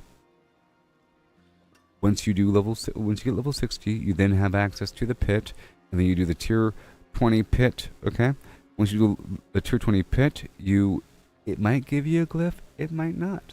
Okay, but you level up whatever glyph you can. But once you hit level 60, you then gain access to all of your Paragon points, and you get really powerful for a second, but kind of hollow because you don't have any glyphs. And then you have to do some other activities for glyphs. You get them rather quickly. You get them from the Tree of Whispers. You get them from like random elites. You get them from the Helltide. You get them from the pit itself. Once you get a couple glyphs, you should then focus on the pit. Okay? The pit for a while you level up whatever glyphs you can, and you're unlocking new pit. You're also unlocking new glyphs in the process. You'll probably be swapping them out and doing some experimentation and learning what really works for your build, and then making some extra changes. As you're doing the pit, you're getting Opals, and then you can do some more targeted upgrades to do some more fine-tuning, make some plans in the future. You keep on going between 20, working your way to 35, which is Torment 2. Once you hit sort of a wall with your progression, just maybe stop what you're doing, you blip out, and then you start farming Torment 1. Once you realize that you're way stronger than Torment 2, but weaker than 35, you then go out there into the world, and I recommend doing a little boss rotation. Because you should make a new character once you have a whole lot of body parts, okay? You do a boss rotation, because the bosses have targeted gear. Like this guy has boots, that guy has a ring, and so forth. If you do all the bosses a bunch of times, it doesn't really matter what difficulty you're on, you're going to get a representation of all the different stuff. You then replace something. Like, for example, this chest, I need a better version of it, but at least it does the thing that I need it to do, which is making me increase my werewolf powers, because I'm hitting them with my werewolf powers. You know what I mean? So you do a little rotation, and once you're done with that, Mostly. you see, you really have to get more glyphs leveled up, and that really is your bottleneck. You can do other stuff, but it really is about doing the pit over and over and over and over again, I think, until your glyphs are level 45, because then they activate, or at least level 15. At least level 15. You can say maybe go farm the bosses on Torment 1 once all of your glyphs that are in use are up to level 15, because that is the first radius increase for the glyphs, and then you get suddenly extra powerful. Especially if you're already a really high Paragon, you could already pre-populate around the glyphs so that once you level up the glyph, they're already ready to be more powerful, and you get more powerful all of a sudden. You also get way more powerful once you get your glyphs to level 46 to get that final radius increase and to activate that little extra damage buff. Then you're just trying to get what you can get. Hopefully you're sitting on a mountain of Obducite. Eventually you might run out, especially after several characters of doing this process. See, in the end, it's all about leveling up your glyphs all the way to level 100, and replacing your class-specific gear with better versions of it. So you have to keep farming until you get ancestral, greater affix versions of whatever you're using. You should already have all the other stuff. You're not really hunting for a better mythic in theory by that point, but you're always on the lookout for another mythic to turn into a spark for future refinement, just in case, maybe. But you're really worried about class-specific uniques. That's it. And maybe whatever. And leveling up the mythics. And then whatever else sustains, i.e. the bundled herbs for the incense, because some builds need incense to fill in the gaps. Okay, you need extra stats to activate certain nodes within the Paragon board.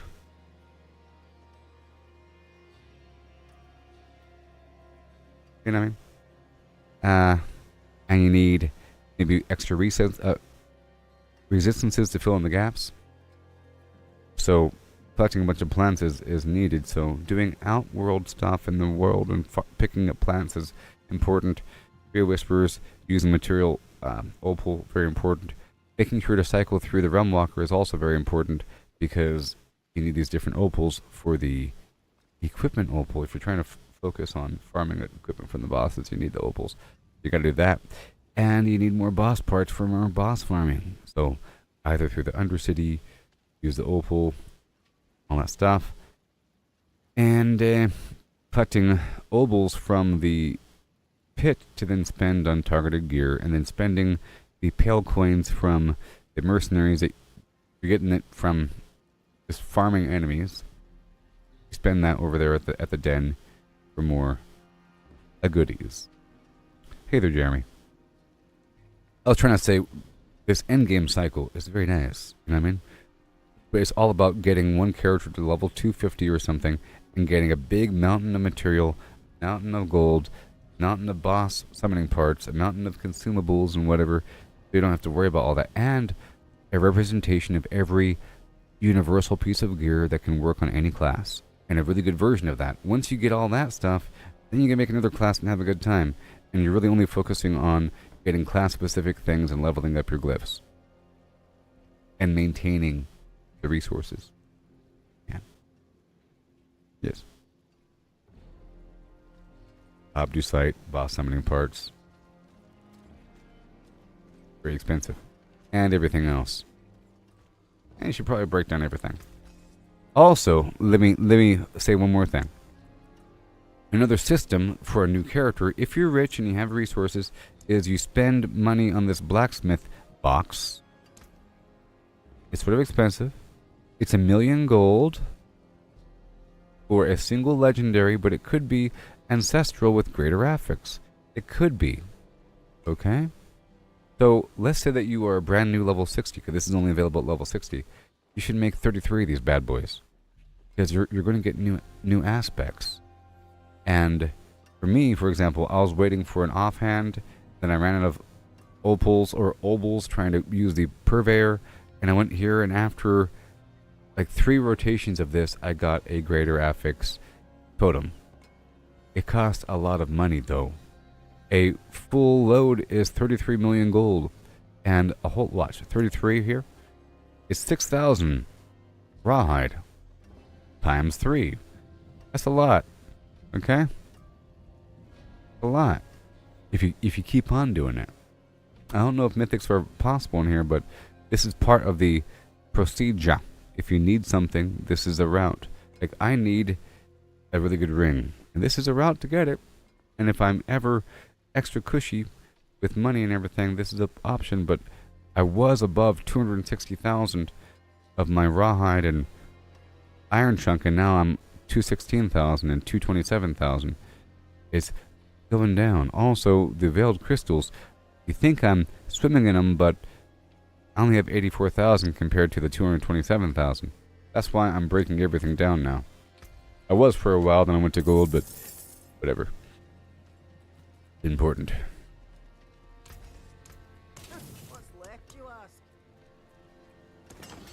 Alright, but that's what we're doing. And for this stream, I am trying to focus on boss summoning parts. I was doing it with my other character for a second, but I want to do it with the druid so I can get accustomed to him and make even additional fine-tuned changes. Right now, I need my glyphs higher. They're a certain level, but that is holding me back from greatness. And I have to replace my ring and my chest. Both of which are not ancestral. To the point where I don't even want to masterwork this chest until I get a better version. And that's why I'm trying to farm these boss parts. Namely the distilled fear, because that's where this Mjolnir ring comes from. The beast in the ice. You heard me? And this will keep us nice and active until the next mid-season update. My box is all nice and clean. You see consumables, pocketables with the runes and gems, boss mats and other summoning flim-flam, including these keys. I want to go for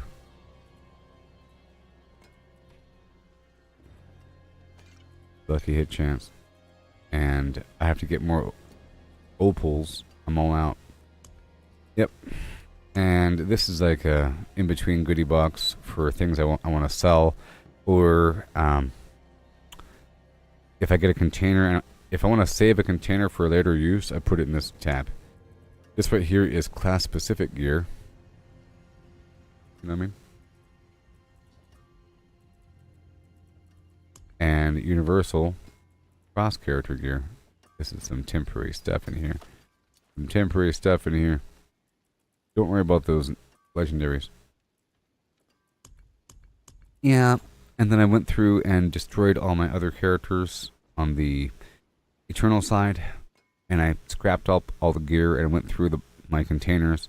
And I made the container I made the stash on my Eternal side look just like this with these same tab symbols and the same organization. Besides the runes, because I have none. You know, I had to go through all that. I got rid of them all, because these guys that I'm making now are going to be my long-term Eternal guys. In theory. You know what I mean? Plus, I was running out of character room. I had 13 out of 14 slots, and I got rid of my hardcore guys as well. The account is still there, meaning all the gold and materials and all that stuff is still there in the stash box. It's just there's no character. Yes. And the reason why you want to play as an alt is because you cannot farm, for the most part, you can't farm gear for the other classes with one class. You have to play with that class. And items are rare. And to increase your chance of getting items, you have to play at a harder difficulty. And to do that, you have to get stronger. And to get stronger, you need better gear. And you have to have higher level glyphs, and you get higher level glyphs by doing higher level pits. So there's a cycle there. If your goal is to get the best stuff from this season and to get really good versions of everything for use in the Eternal side when the season's over, then you have to play as all the classes. Now, you might not want to play as a sorcerer now, but you might want to play as one later, and it's nice to already have some stuff. And then you adapt with what's to come. Even though it's nice to already have, it's nice to have something to look forward to and something to work toward. You know what I mean? On the Eternal side, I don't mind making a new character and working with nothing, because I have like 1.5 billion gold, which is hardly anything. In theory. That's on the Eternal side.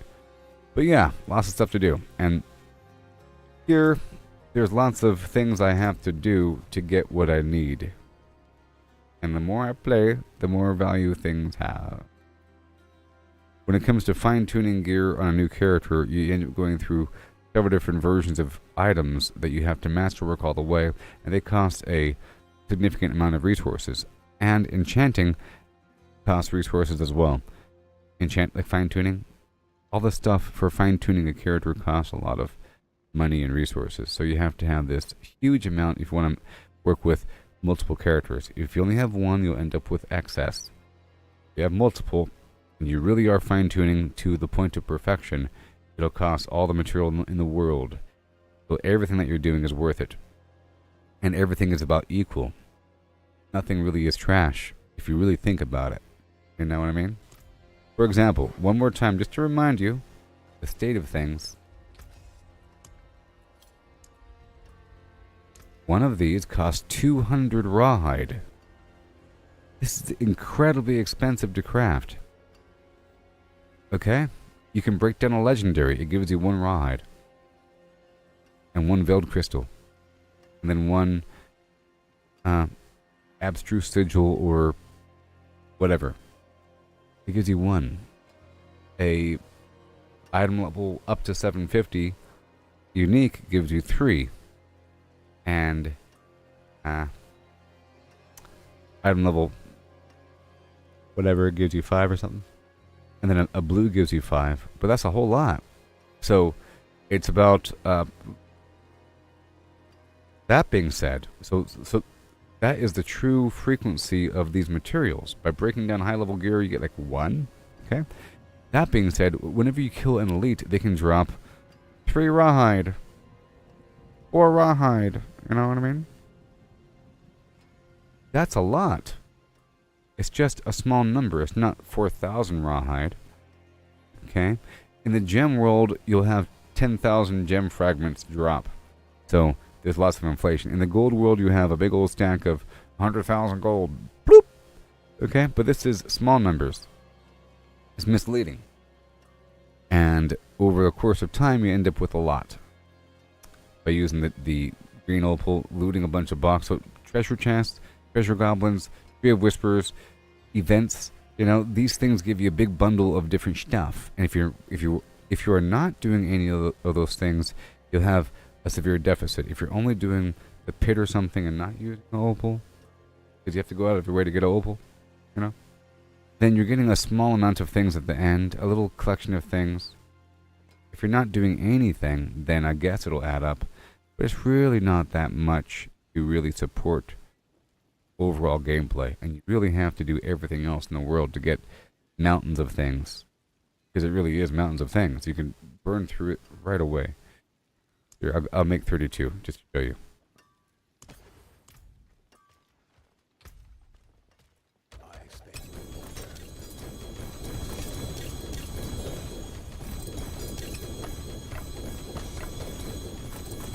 See, there's a 2-star right there and a 1-star totem. You see? That costs a certain amount of money. So you could say, that's too expensive. Well, that's the whole point, isn't it? That's my whole point.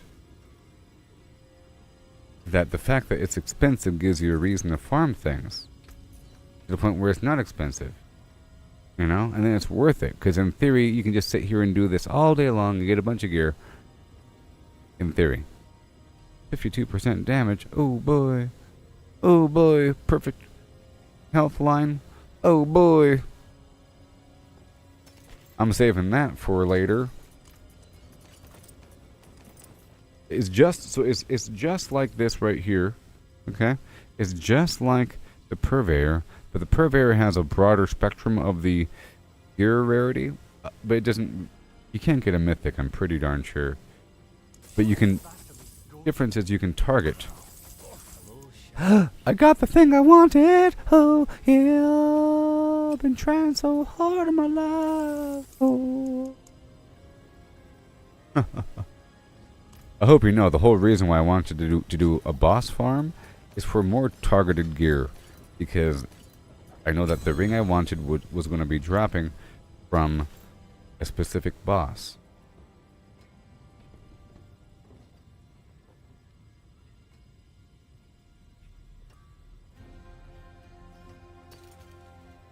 Dropping from a specific boss. You can get it through these other means, you know? From the Tree of Whispers ring box, you can get it from this random ring box right here, you can get it from the den. Just keep on hitting the recycle loot button until you see something show up.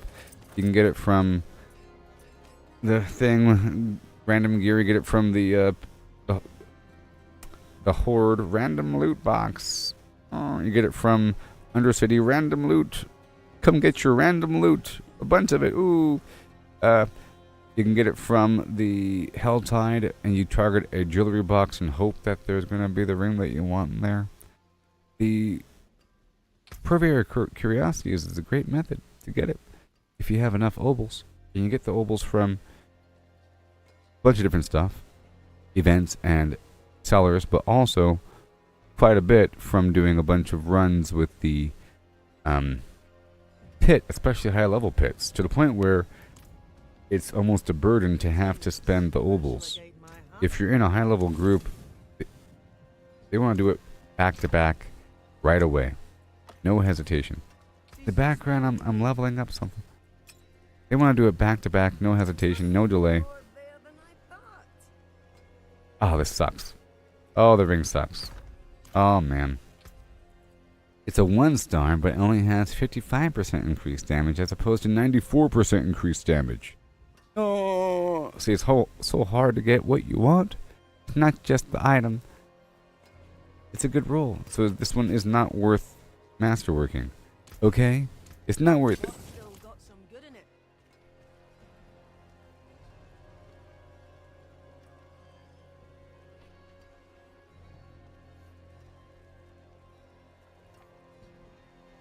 But, well, I don't think this is a shortcut. The fact that it's expensive, it's not a shortcut. It's not a shortcut. You know what I mean? It's sort of like saying, look, Jeremy, just erase your brain and open yourself back up to knowledge, reality. It's like saying, this is a shortcut. Is this a shortcut? Is being able to craft a specific mythic item a shortcut? Or does it cost... And yes, it's expensive to the point where it's not a shortcut. It's not a shortcut if it's expensive, so how's it a shortcut? You know what I mean? If you have to perform game systems to pay for something, it's not a shortcut. That's the actual game. You know? I would say not doing this is a shortcut.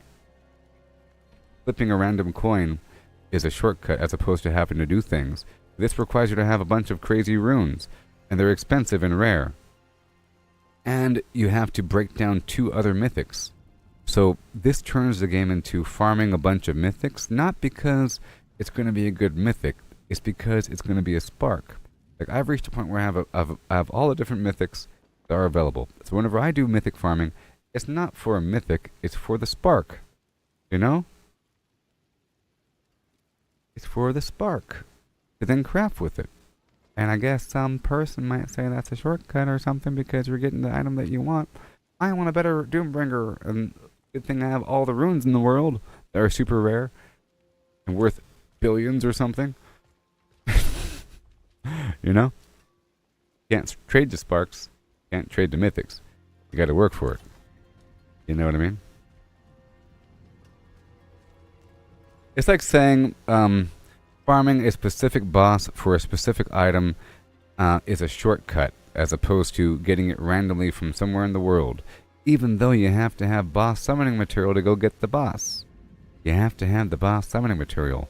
That means if you want to farm the boss a lot, you got to find some friends, or you have to farm for the boss materials, and that could take all day long. And now you have a nice stack, and you've earned it, and now you can farm the boss because you've earned the right to farm the boss with these keys that you've obtained through the game systems. Know what I mean?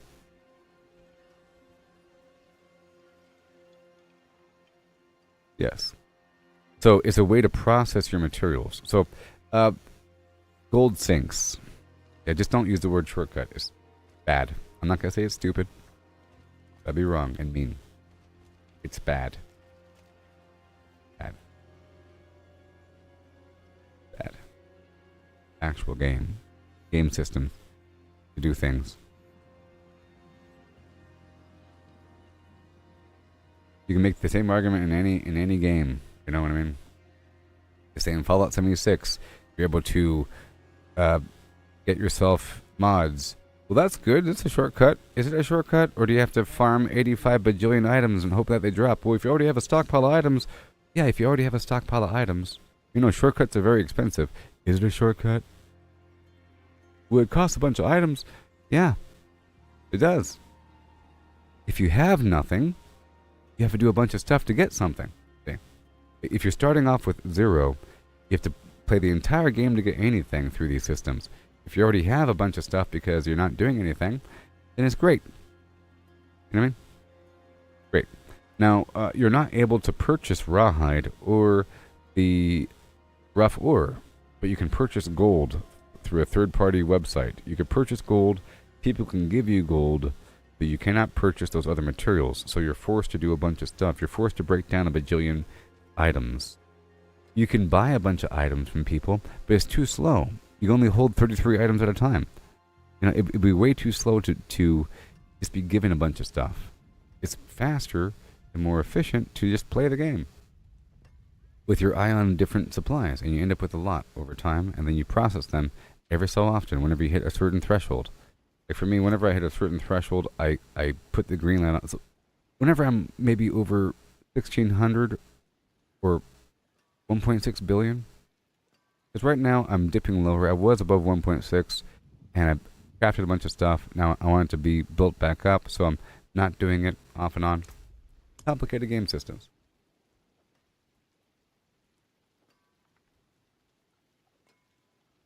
Yes, and it's wonderful.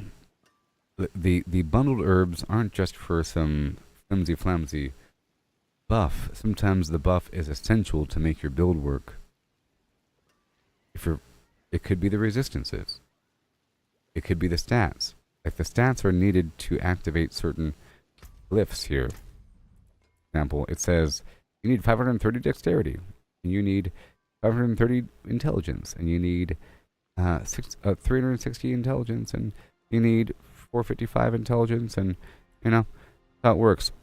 1995 willpower, and you might not have it if you don't have a couple items that say 242 all stats, or something like that. Without that item, or stuff like that, you have to take a bunch of incense.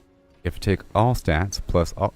There's an incense that gives you a bunch of all stats, another incense that gives you a bunch of all stats, another incense that gives you a targeted stat. So that means you have to farm a bunch of plants across the entire map, and it gives you a reason to farm out there in the world as opposed to doing the pit. It gives you a reason to go farm the game, you know?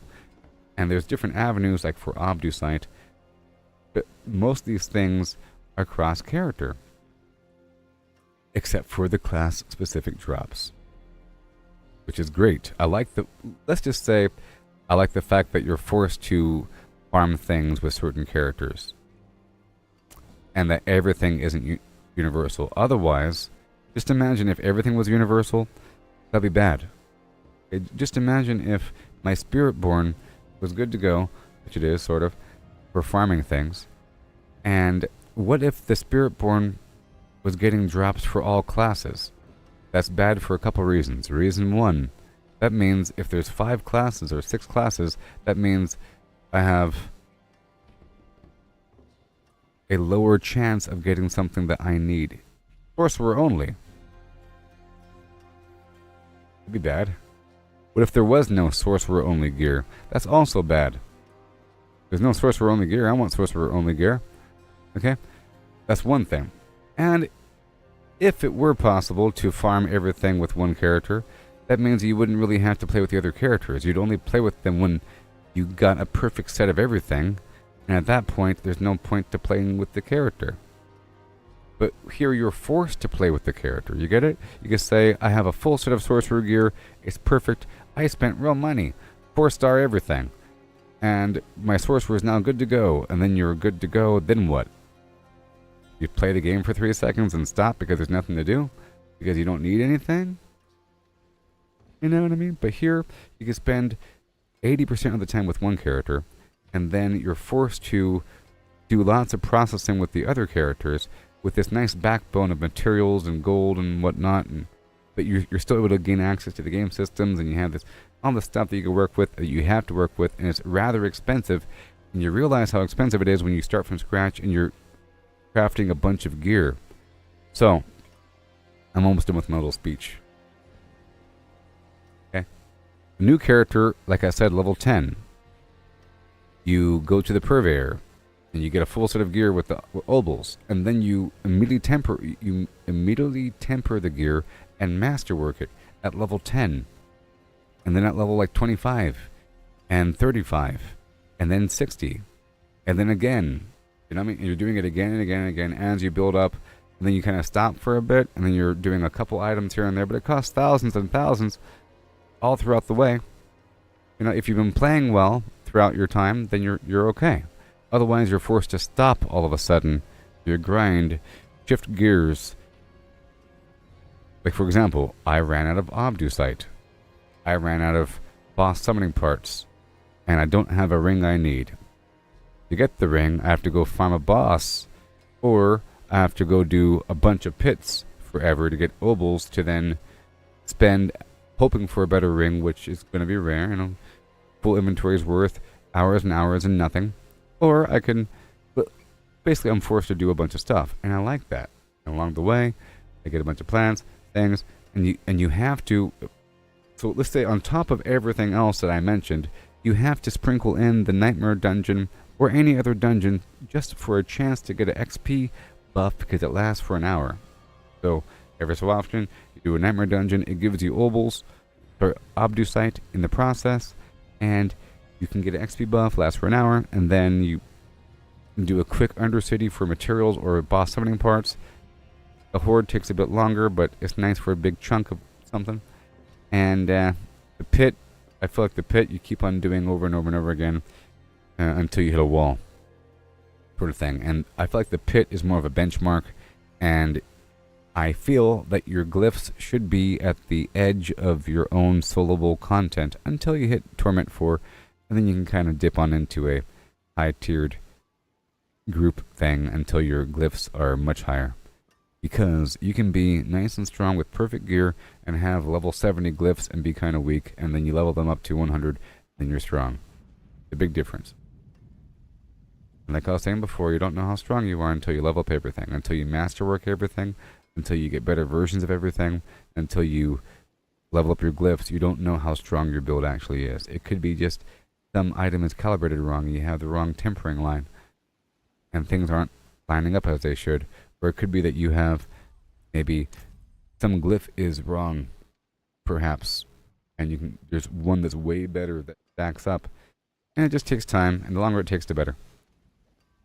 Yes.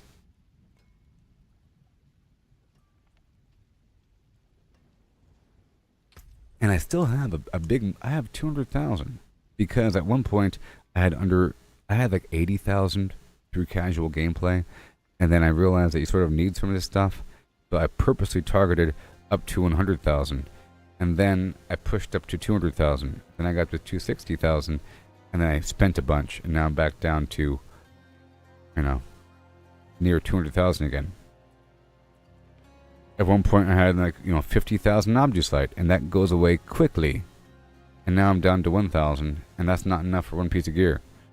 If this next rank for this item requires 2,500 Obducite, and then I will be getting a new ring, and I will be getting a new chest, and that's like 20,000 Obducite. I don't know. A new ring, new chest, and one more rank on this item. That's a lot of Obducite. So that's a lot of Nightmare Dungeon farming and or Horde and or Undercity.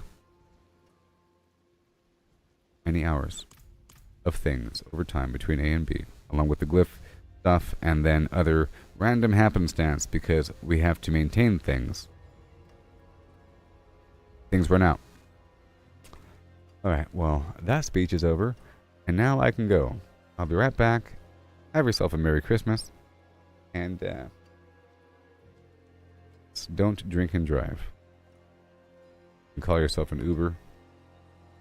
If some of you have been drinking, that's okay. Don't feel ashamed for being a slave to your temptations.